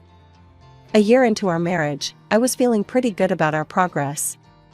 My savings account was growing steadily. I had managed to put away just over $30,000. I had no idea how much Tom had saved. We'd kept that part of our competition private, but I hoped he was doing as well as I was. It was a Thursday evening when Tom dropped his fishing trip bombshell. "Marcus and I are thinking of going fishing this weekend," he announced over dinner. His friend has a cabin up at Lake Webster. I looked up from my pasta, surprised.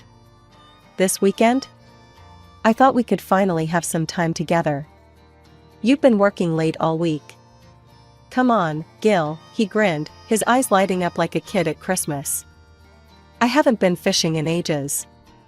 It'll be fun. Just us guys, some beers, maybe catch something worth bragging about."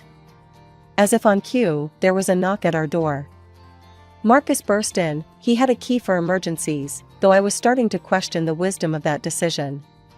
"Little sister," he boomed, spreading his arms wide. "Please, pretty please let your wonderful husband come fishing with me this weekend."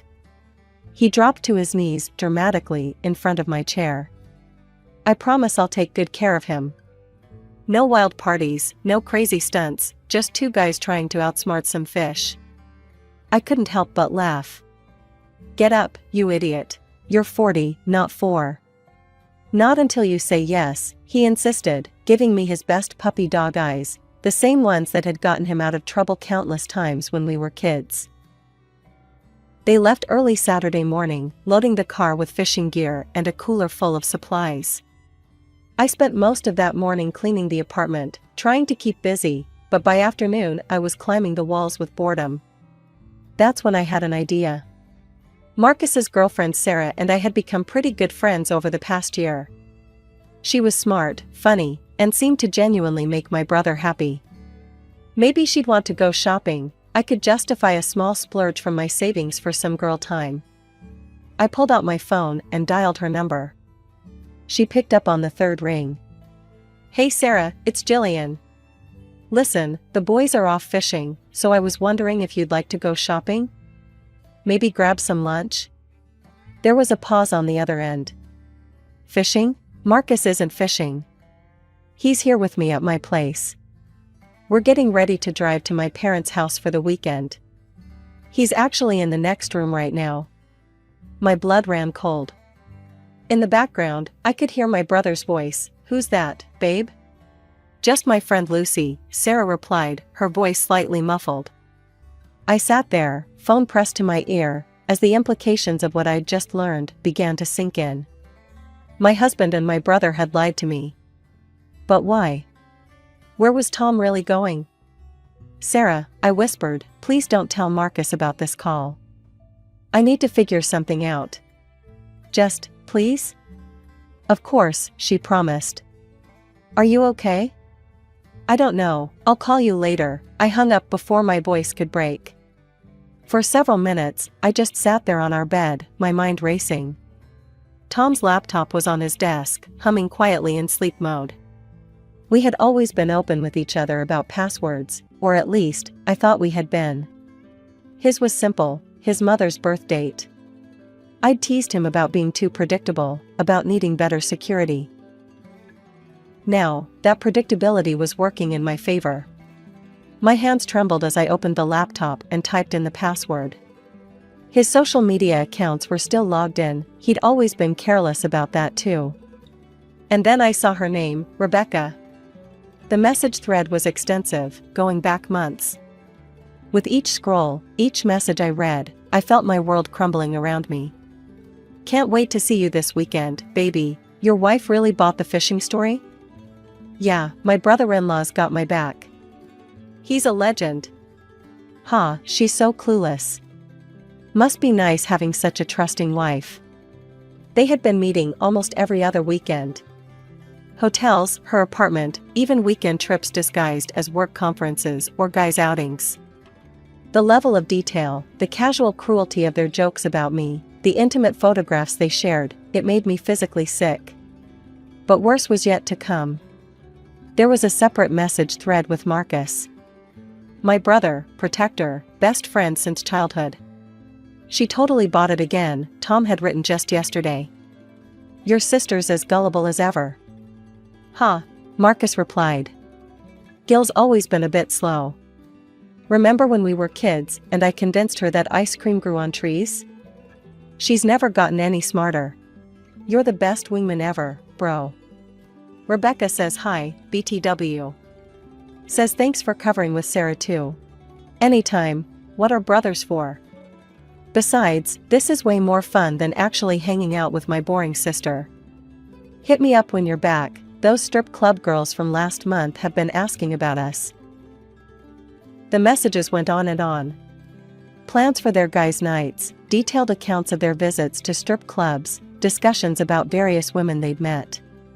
Not only had Marcus been covering for Tom's affair, but he'd been actively participating in a lifestyle that would destroy Sarah if she ever found out. I read about how they laughed at my careful saving plans, how they mocked my dreams of owning a home. They joked about how I'd probably end up paying for everything anyway, since I was such a sucker. My own brother had called me stupid, naive, boring. The same brother who used to chase away bullies when we were kids, who'd held my hand at Dad's surgery 2 years ago, who'd cried at my wedding. The room was spinning. I ran to the bathroom and threw up, my whole body shaking. When I could finally stand again, I went back to the laptop. With methodical precision, I forwarded every damning message to my email account. Every cruel joke, every planned deception, every piece of evidence of their betrayal. I spent Saturday night in a strange, calm state of rage, methodically researching apartments and making calls. By Sunday morning, I had secured a furnished one-bedroom across town, paid the deposit from my savings, and signed the lease electronically. Tom came home around 3 in the afternoon, his face flushed and happy. He was carrying a convenience store bag with a few frozen fish inside, a pathetic attempt at maintaining his lie. "Hey, babe," he called out cheerfully. "You should have seen the ones that got away." I was sitting at the kitchen table, my laptop open in front of me. Without a word, I turned it toward him. On the screen was his conversation with Rebecca, including their plans for this weekend's rendezvous. "You know what's funny?" I said, my voice eerily calm. "I actually expected you to at least try to apologize." He straightened up, his expression hardening. "Why should I? You want to know the truth? You've become boring, Jillian. All you care about is saving money and planning for the future. Where's the fun? Where's the excitement?" Even Marcus says what? I cut him off. That I'm stupid? Naive? That I'm such a sucker for believing my husband and brother would actually be honest with me? "Look," he sighed, running his hand through his hair, "maybe this is for the best. We're clearly wanting different things." "You're right," I interrupted again, standing up. "I wanted a marriage, you wanted a convenience." I grabbed my pre-packed suitcase from behind the couch. "I'm filing for divorce. Don't worry about your precious savings, you can keep them. Though I doubt there's much left after all those strip clubs and hotel rooms." I spent the afternoon moving my essential belongings to the new apartment. It was small but clean, with basic furniture and a view of a small park. My savings, the money I'd been setting aside for our future, would now be my fresh start fund. That evening, I drove to my parents' house for their regular Sunday dinner. I knew Marcus and Sarah would be there, they always were after their weekends with her parents. Mom was setting the table when I arrived. Dad was in his usual armchair, and Marcus and Sarah were on the couch, looking like the perfect couple. "There's my girl," Mom smiled. "We missed you at lunch yesterday." "Yeah, about that." I looked directly at Marcus. "How your weekend covering for Tom's affair was, Marcus?" The room went dead silent. Marcus's face turned white.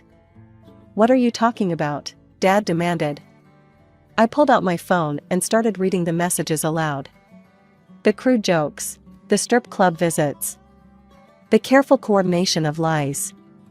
With each word, Sarah's face grew more horrified. When I finished, she turned to Marcus, tears in her eyes. "Is this true?" He couldn't even look at her. "Sarah, please." The sound of her palm connecting with his cheek echoed through the room. "We're done," she choked out. "Everything, we're done." She grabbed her purse and ran out, the front door slamming behind her. After Sarah left, I expected my parents to be shocked, angry, disappointed in Marcus. Instead, my mother burst into tears, not for me, but for him. "Look what you've done," she cried, rushing to comfort Marcus, who sat with his head in his hands. "Your brother's relationship is ruined." I stared at her in disbelief. "Are you serious right now? Did you hear anything I just said? About how he helped Tom cheat on me? About the strip clubs? The lies?" "Oh, Jillian," Dad sighed, shaking his head. "Boys will be boys. You're making a mountain out of a molehill. Tom was just blowing off some steam, and Marcus was being a good friend." A good friend? I felt like I'd stepped into some bizarre parallel universe.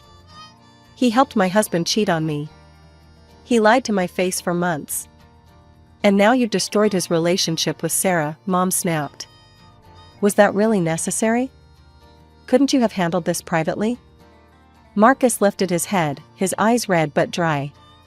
"Yeah, sis, real classy move. You just had to drag everyone into this, didn't you?" I looked between them, my mother stroking Marcus's hair like he was a wounded child, my father giving me that disappointed look he'd perfected over the years, and my brother, playing the victim as he had his entire life. In that moment, something inside me broke and reformed, harder and colder than before. "You know what? You're right. I should have known better than to expect any of you to take my side. Marcus has always been the golden child, hasn't he? He can do no wrong.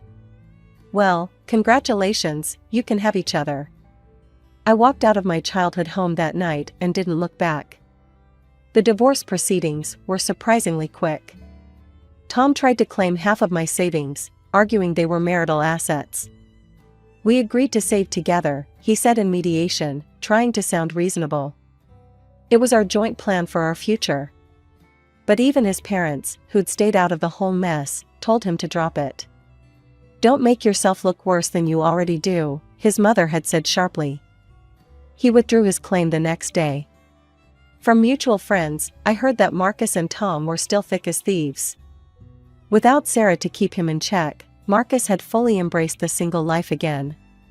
They were regulars at every bar and club in town, living it up like college freshmen instead of grown men in their 30s.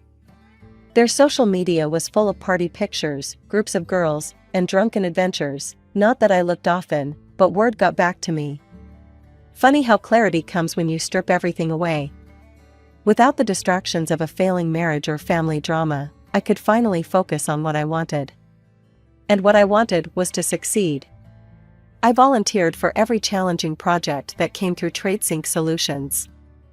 The ones other managers avoided because they were too complex, too risky, or too time-consuming, I took them all. I stayed late, came in early, and poured every ounce of my energy into making each project exceptional. My first major success came with the Anderson account, a client everyone had written off as impossible to please. I restructured their entire trading framework, created new reporting systems, and increased their profitability by 47% in the first quarter. The CEO himself called to praise my work. That success led to bigger projects.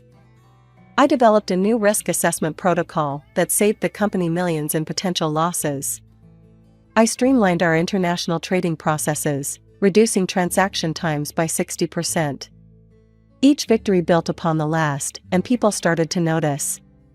Jillian, my boss, called me in one day. How would you feel about joining the management team? We need someone with your vision. The promotion came with a corner office and a salary that made my eyes water. I celebrated by buying myself a sleek black Mercedes, not the most practical choice, perhaps, but I wanted something that would remind me every day of how far I'd come. 6 months later, I closed on my dream apartment, a 2-bedroom condo in the city's most desirable neighborhood.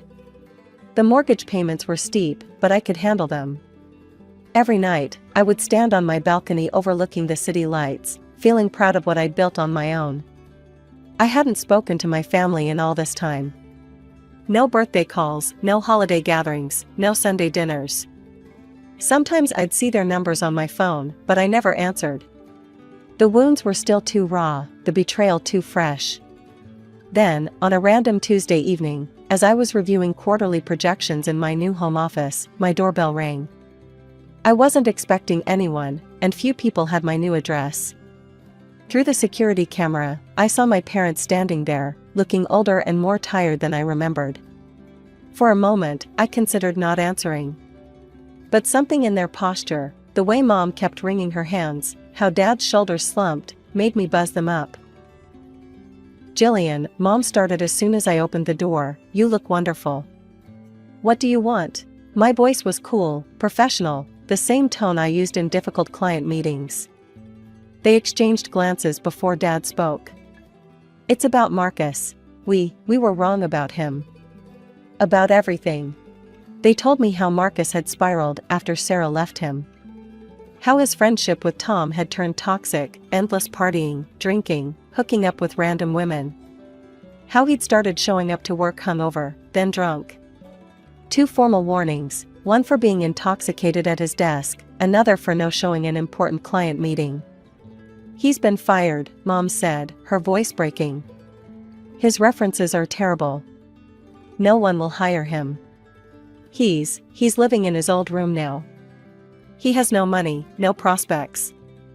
What exactly do you expect me to do about this? I asked, leaning against my kitchen counter. The marble was cool against my palms, a small luxury I'd chosen for myself when renovating. Mom's eyes lit up with hope at my question. Well, sweetheart, we know you're in management now. At such a prestigious company. We were thinking, Dad continued, maybe you could find a position for him? Something suitable. With a good salary. It doesn't have to be anything too demanding. A laugh escaped my lips before I could stop it. Let me get this straight. You want me to risk my professional reputation, which I built from scratch, to give a cushy job to the brother who betrayed me? The same brother who helped destroy my marriage? Jillian, that was 2 years ago, Mom pleaded. People make mistakes. Mistakes? I straightened up, my voice deadly calm. A mistake is forgetting to buy milk. A mistake is being late for dinner. What Marcus did, that was a choice. Multiple choices, actually. He chose to cover for Tom's affairs. He chose to mock me behind my back. He chose his friendship with my cheating ex-husband over his own sister. He's family, Dad argued, his face reddening. Family forgives. Really? Where was this family loyalty when I needed it? When I showed you proof of what they'd done to me. You sided with him then, remember? You're being unreasonable, Mom snapped. If you don't help your brother, we'll disinherit you. Everything will go to Marcus. I looked around my apartment, at the art I'd chosen, the furniture I'd bought, the life I'd built without their help. Then I laughed again, genuinely this time. I don't need or want anything from you. I think it's time for you to leave. I walked to the door and held it open.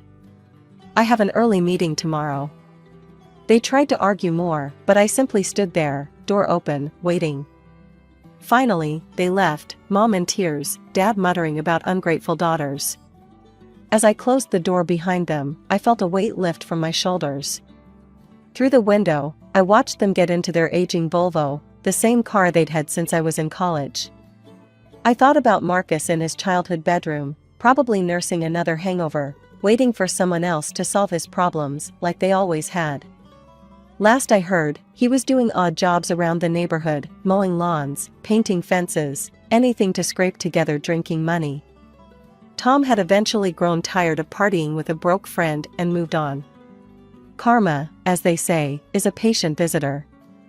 I poured myself a glass of wine, an expensive Bordeaux I'd bought to celebrate my last successful project, and walked out onto my balcony. The city stretched out before me, lights twinkling like stars fallen to earth. Below, I could see my Mercedes in its reserved parking spot, a symbol of everything I'd achieved on my own. Some might call me cold for turning my back on family. But family isn't just about blood, it's about trust, respect, and loyalty. Those who truly love you don't betray you, mock you, or try to manipulate you. They stand by you, support you, and celebrate your successes. My earliest memories are filled with the warmth of my father's smile and the comfort of our small rented apartment. I'm Carla, and until I was 13, my life was nothing but ordinary, in the best possible way. My dad, James, was the kind of father who made everything an adventure. Even though we lived in a modest apartment, he turned our tiny balcony into a fairy garden and our living room into a fort during rainy weekends. Mom, Sarah, was different, more reserved, always dreaming of a bigger house and a grander life. But back then, their differences seemed to balance each other out perfectly. Carla, sweetie, would you like to spend the weekend at Grandpa's? Mom would often ask, and I'd jump at the chance. Not because I didn't want to be home, but because Grandpa Richard's house was like a second home to me. It was this beautiful two-story Victorian with creaking wooden floors and endless corners to explore. Your mother needs her alone time with your father, Grandpa would explain with a knowing smile when I'd arrive at his doorstep. And I need my time with my favorite granddaughter. I was a perceptive child, more than the adults around me realized. I understood that Mom sometimes needed space, that she and Dad had their own relationship to nurture. It didn't hurt me, if anything, it made me feel mature. Plus, those weekends with Grandpa were precious. He'd tell me stories about Dad's childhood, teach me about managing money, he was a retired bank manager, and make the best pancakes in the world. You know, Carla, he told me once while we were having breakfast on his porch, your mother dreams of a house like this. But you know what's more important than a big house? A home filled with love. I nodded, understanding even at that young age. Our apartment might have been small, but it was filled with love. Dad would come home from his job at the insurance company, swing me around in his arms, and pepper Mom with kisses until she laughed despite herself. Those moments made our tiny space feel infinite. But life has a way of changing when you least expect it. I was 13 when Dad started losing weight rapidly. At first, he joked about it, saying he was finally getting in shape, but his eyes told a different story. The doctor's visits became more frequent, and Mom's face grew increasingly worried. "It's just a phase," Dad would say, ruffling my hair weakly. "I'll be back to my old self in no time." But he wasn't. The disease, aggressive pancreatic cancer, consumed him like a wildfire. Within months, my strong, vibrant father became a shadow of himself. I watched helplessly as Mom tried to hold everything together, but I could see her crumbling inside. The last conversation I had with Dad is forever etched in my memory. He was lying in his hospital bed, his hand barely strong enough to hold mine. "Take care of your mom for me, princess," he whispered. "And let Grandpa guide you. He's wiser than all of us combined." The year after Dad's death felt like living in a fog. Mom spiraled into such deep depression that she could barely look at me. I guess I reminded her too much of him. Thank goodness for Grandpa Richard. He became my rock, my safe harbor in the storm that our lives had become. Living in Grandpa's house wasn't just a temporary solution anymore, it became my new normal. Every morning, I'd wake up in what used to be Dad's old room, surrounded by his childhood photos and trophies. Grandpa made sure I kept up with school, helped me with homework, and tried his best to fill the void both my parents had left, one through death, the other through grief. Mom would call occasionally, but her voice always seemed distant, detached. Her visits were even rarer, quick stops where she'd barely meet my eyes, before rushing off again. I learned to stop expecting more. Then, exactly 1 year and 2 months after Dad's death, everything changed. Mom showed up at Grandpa's door one sunny Saturday morning, and I almost didn't recognize her. Gone was the grieving widow in black, replaced by someone wearing a bright yellow dress and sporting a new haircut. Her face was glowing with unhappiness. "Carla, sweetie, pack your things. You're coming home," she announced, bouncing on her heels like a teenager. I looked at Grandpa, confused. He seemed just as surprised as I was. The drive back to our apartment was filled with Mom's cheerful chatter about everything and nothing. It was like sitting next to a stranger who happened to look like my mother. But the real shock came when we walked through our apartment door. There, in our small living room, stood a tall man and a girl who looked about 3 years younger than me. They both smiled awkwardly as Mom practically danced to their side. "Carla, meet Robert and his daughter Emma. Robert is my fiancé, and Emma will be your new sister. We're getting married soon," Mom beamed, clutching Robert's arm. The room started spinning. "What? When did this happen?" "Oh, we've been dating for a while now," Mom waved her hand dismissively. "I didn't tell anyone about our relationship. You know how people can get jealous and judgmental. It was better this way." I stumbled to my old room, barely registering that it had been redecorated. With trembling hands, I pulled out my phone and called Grandpa. He answered on the first ring. "Mom has a fiancé," I whispered into the phone. "She's getting married and didn't tell anyone. There's a man here, and his daughter." Grandpa arrived within 20 minutes. I could hear the conversation from my room as he confronted Mom. "Sarah, how could you do this without telling anyone? Without telling your own daughter?" "Dad, I'm happy for the first time in forever." Mom's voice was defensive. "I've decided to start fresh, to live again. James would want that. He wouldn't want me to waste away in depression forever." There was a long pause before Grandpa spoke again, his voice heavy with resignation. "I hope you'll be happy, Sarah. Just, don't forget you have a daughter who needs you too." The 3 months before the wedding were like living in some twisted alternate reality.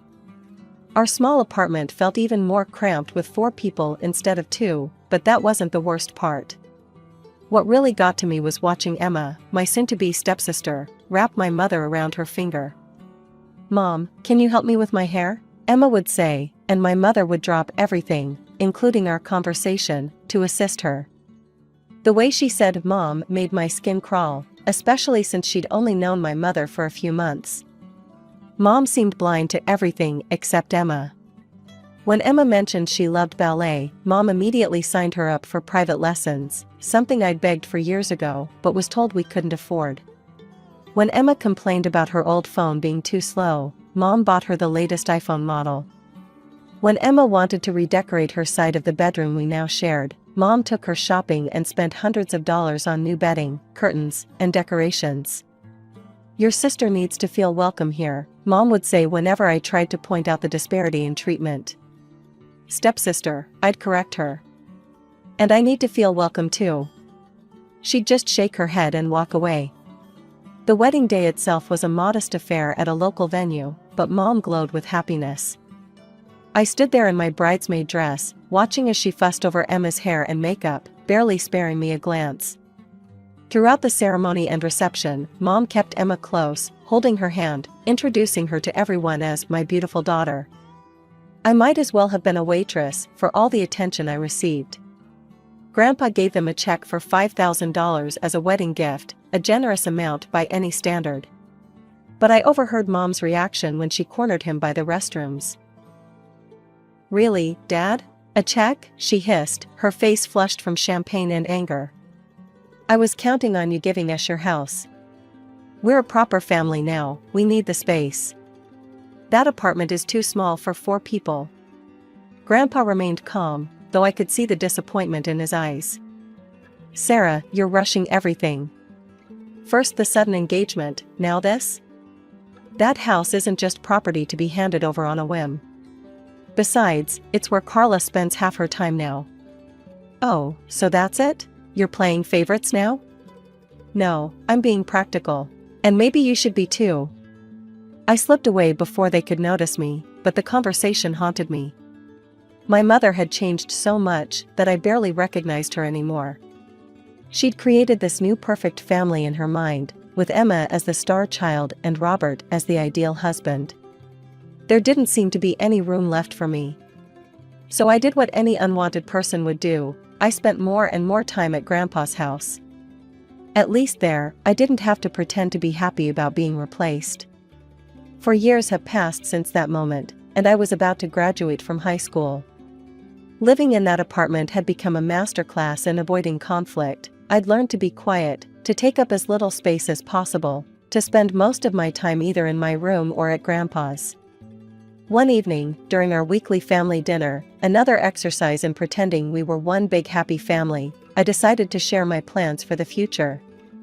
"I've been accepted to State University," I announced, trying to keep my voice steady. "I want to study finance and business management."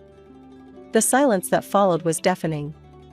Mom put down her fork, exchanged a look with Robert, and cleared her throat. "Actually, Carla, I think it would be better if you started working after graduation. College isn't necessary for everyone." I stared at her, bewildered. "What are you talking about?" "Dad set up a college fund for me before he died. He always wanted me to get higher education." Mom shifted uncomfortably in her chair. "About that fund, Robert and I have been talking, and we think it would be better to save that money for Emma's education. She's incredibly talented, you know. Top of her class in everything. She'll need a good university education to reach her full potential." Robert nodded sagely. "Emma has shown remarkable aptitude in her studies. It would be the right thing to do, Carla. You could work for a few years, save up, and then go to college if you still want to." I felt like I'd been punched in the stomach. "The college fund, the last gift my father had arranged for me, they wanted to take that too?" "That money is mine," I said, my voice shaking with anger. "Dad left it specifically for MY education. You can't just give it to Emma." "Don't be selfish, Carla. Mom's eyes filled with tears. Emma is your sister. Stepsister. I stood up so quickly, my chair fell backward. And that money is the last thing I have from Dad. You've given her everything else, my room, your attention, your love. But you can't have this. I won't let you take it. How dare you? Mom was crying now, but I could see the manipulation in her tears. After everything we've done for you. Emma needs. Emma needs? What about what I need? What about what Dad wanted for me? The argument ended with doors slamming and tears, mostly Mom's, as she wailed about my selfishness. After that night, the apartment became even more hostile. No one spoke to me unless absolutely necessary. Emma would smirk whenever she passed me in the hallway, and Robert wouldn't even look in my direction. When graduation day came, I wasn't surprised to find only Grandpa in the audience. He cheered loud enough for 4 people when they called my name, and his proud smile meant more to me than anything my new family could have offered. That evening, I packed everything I owned into 3 cardboard boxes and my old suitcase. Grandpa helped me load them into his car. Your room is always ready for you, sweetheart, he said as we drove away from the apartment. Always has been, always will be. I didn't look back as we left. There was nothing there for me anymore. College life became my escape. I threw myself into my studies, determined to make my father and Grandpa proud. The business and finance courses fascinated me, and I found myself excelling in ways that would have made Dad smile. Every evening, I'd call Grandpa to share what I'd learned. Tell me again about derivatives, he'd say, even though he knew more about finance than my professors. I love hearing you explain it. But as my college years progressed, I noticed changes in Grandpa's voice during our calls. He got tired more easily, and his usual sharp wit sometimes seemed dulled. During my visits home, I caught him wincing when he stood up or rubbing his chest when he thought I wasn't looking. It's just age catching up with me, he'd say whenever I asked about his health. Nothing to worry about, sweetheart. But I did worry. I started calling him twice a day instead of once, and I'd drive home every weekend I could, not just on holidays. We'd sit in his kitchen, drinking tea and talking about everything and nothing, just like we used to. Sometimes I'd catch him looking at me with such intense love that it made my throat tight. It was the middle of my final semester when Mom called. I almost didn't answer, it was the first time she'd called in 4 years. But something made me pick up. Grandpa died last night, she said, her voice flat and emotionless. The funeral is on Thursday at 2 p.m. Hartford Funeral Home. The phone slipped from my hand. I don't remember much of what happened next, just that my roommate found me curled up on the floor, sobbing uncontrollably. Thursday came too quickly, and not quickly enough. The funeral home was exactly the kind of place Grandpa would have chosen, understated but elegant, with large windows letting in natural light. I arrived early, my black dress feeling too tight, my skin too sensitive, everything wrong, because Grandpa wasn't there to make it right. I expected to see Mom and her family, but they weren't there. Instead, Mr. Harrison, Grandpa's friend from his banking days, was organizing everything. They're running a bit late, he said when I asked. Your mother called to say they'd be delayed. The service was beautiful, filled with people from Grandpa's life sharing stories about his kindness, his integrity, his humor. I sat in the front row, alone with my grief, until halfway through the service when I heard the back door open. Mom swept in with Robert and Emma, all in perfectly coordinated black outfits. They took seats in the far back, and Mom didn't even glance in my direction. Her face was set in a mask of appropriate grief, but her eyes were already darting around the room, assessing, calculating. I turned back to face the front, my tears now burning with both grief and anger. Even here, even now, she couldn't acknowledge me. Couldn't put aside her pettiness for one day to mourn her own father. After the funeral service, I drove to Grandpa's house, my home for the past 4 years, only to stop short at the sight that greeted me.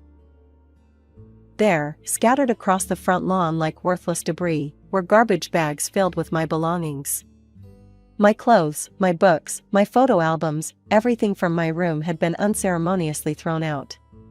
Some bags had split open, spilling my life across the grass. With trembling hands, I tried my key in the front door. It wouldn't turn. The lock had been changed. I was still standing there, key uselessly in hand, when the door swung open. Mom stood in the doorway, wearing the same black dress from the funeral, but now with an expression of triumph rather than grief. "Oh good, you're here to collect your things," she said, as if she was doing me a favor. "This is my house now. Dad's finally gone, and as his only child, I'm the rightful heir. I've already had the locks changed, we're moving in tonight." I stared at her, unable to process the cruelty of it all. "You couldn't even wait until after the funeral? These are my things, my home." "No, this is my home now," she cut me off sharply. "And you better take your stuff quickly, or it's going in the dumpster. I need to clear the space for Emma's things." She smiled coldly. "She's getting your old room, by the way. She's always wanted a bigger bedroom." I felt numb as I gathered my belongings, stuffing everything back into the torn bags, trying to collect the scattered photos of Dad and Grandpa from where they'd fallen in the grass. My mother stood in the doorway the entire time, watching me like a security guard, making sure I didn't try to steal anything. The drive back to my college dorm was a blur of tears and disbelief. My roommate helped me carry everything up, not asking questions when she saw my state. A week later, I received a call from a law firm. "Miss Johnson? This is Mr. Anderson from Anderson and Partners Law Firm. I'm your grandfather's notary. We need you to come in for the reading of his will. Would Thursday at 10 a.m. work for you?" I agreed, though I couldn't see the point. Mom had made it clear she was the heir to everything. When I arrived at the notary's office that Thursday, Mom, Robert, and Emma were already there, seated like royalty in the leather chairs. Emma was examining her manicure, while Robert scrolled through his phone. Mom's eyes narrowed when she saw me. "What are you doing here?" she asked loudly enough for everyone in the office to hear. "You're clearly not needed for this. We're handling family business." Mr. Anderson adjusted his glasses and began reading from the document in front of him. "I, Richard James Mitchell, being of sound mind and body, declare this to be my last will and testament." He started with the formal language, but I saw Mom already smiling triumphantly. That smile froze when Mr. Anderson continued, "To my beloved granddaughter, Carla Johnson, I leave my house at 1542 Oak Street, along with all its contents, and my entire savings account containing $475,000. The room went deadly silent for a moment. Then Mom's voice shattered it. "What? This can't be right." She snatched the document from Mr. Anderson's hands, her eyes scanning frantically. "Where's my part? I'm his daughter." Mr. Anderson calmly retrieved the will. "Mrs. Waters, your father's wishes are quite clear. He leaves everything to Miss Carla Johnson. There is no provision for you in the will." "This is impossible." Mom's face had turned scarlet. "She manipulated him. She poisoned him against me. I'll sue. I'll contest this will." "The will is ironclad," Mr. Anderson stated firmly. "Your father had it properly witnessed and notarized 6 months ago. He was of completely sound mind, as attested by his doctor. Any attempt to contest it would be futile and expensive." Mom's strategy suddenly shifted. The rage in her eyes transformed into tears as she turned to me. "Carla, sweetie, please," she pleaded, her voice honey-sweet now. "We've already given up our apartment. We moved everything out yesterday. We have nowhere to go. You can't just throw us out on the street. We're family." I stood up, holding the folder Mr. Anderson had just handed me. Inside were the deed to the house, ownership transfer documents, and all the legal paperwork confirming my ownership of the property. "Family?" I asked quietly. "Like how you threw my belongings onto the lawn before Grandpa was even in his grave? Like how you tried to steal my college fund? Like how you've treated me for the past 4 years? That was different. We were This is your problem, not mine, I cut her off, turning to leave. I suggest you start looking for a new apartment. I drove straight to Grandpa's house, my house now, but I couldn't get in. I pulled out my phone and called a locksmith, explaining the situation. When he arrived, I showed him my freshly notarized ownership documents. I'm the legal owner of this house, I explained, showing him the paperwork. I need you to open these locks and then change them to new ones. I want to be the only one with the keys. As the locksmith worked, I gathered up everything that belonged to Mom, Robert, and Emma, all the clothes they'd already unpacked, their toiletries from the bathrooms, Emma's posters she'd already stuck to my old bedroom wall. I loaded it all into garbage bags, just as they'd done with my things. When the locksmith finished and handed me the new keys, I dragged all their bags onto the front porch and arranged them neatly.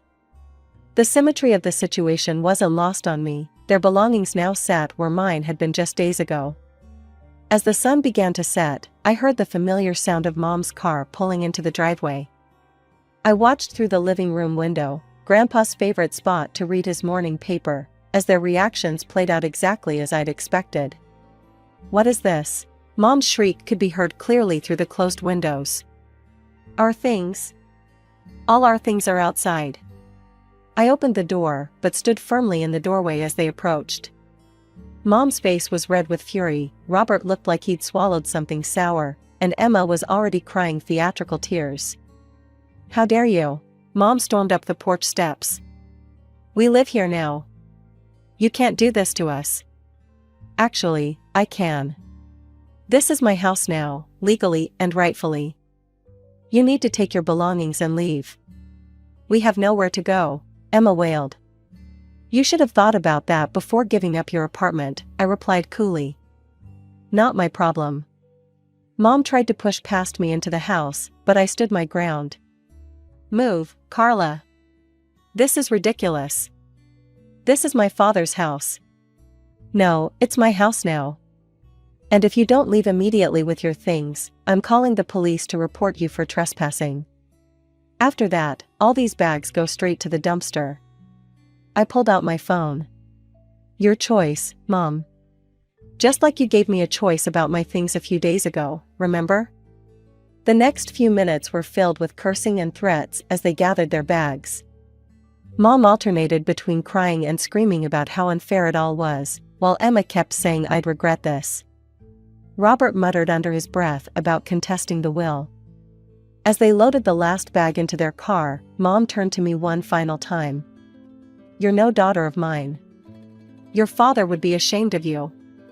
I smiled sadly. "No, Mom. Dad would be proud that I finally stood up for myself. Goodbye." I watched them drive away, their car disappearing around the corner. That was 6 months ago. I'm in my final semester now, about to graduate with honors. The house is being rented to a lovely young family, their monthly rent payments are helping me build my savings, just as Grandpa would have wanted. I found his letter in the study safe that first night, after everyone left. "My dearest Carla," it began, "if you're reading this, it means you've already dealt with your mother's reaction to my will. I'm sorry I had to put you through that, but I knew Sarah too well. I knew what she would try to do. You have your father's integrity and my business sense, use them both wisely. The house is yours to do with as you please. Just promise me you'll keep the family photos in the attic. Some memories are worth keeping, even the painful ones." I kept that promise, along with the others I made to both him and Dad. I'm focusing on my future now, letting go of the past, but keeping the lessons it taught me. Sometimes family isn't who you're born to, sometimes it's who believes in you, who protects you, who helps you grow. Mom, Robert, and Emma still live somewhere in the city. I hear they found a new apartment eventually. They've tried to contact me a few times, usually when they need something, but I don't respond. Some chapters of our lives are better left closed.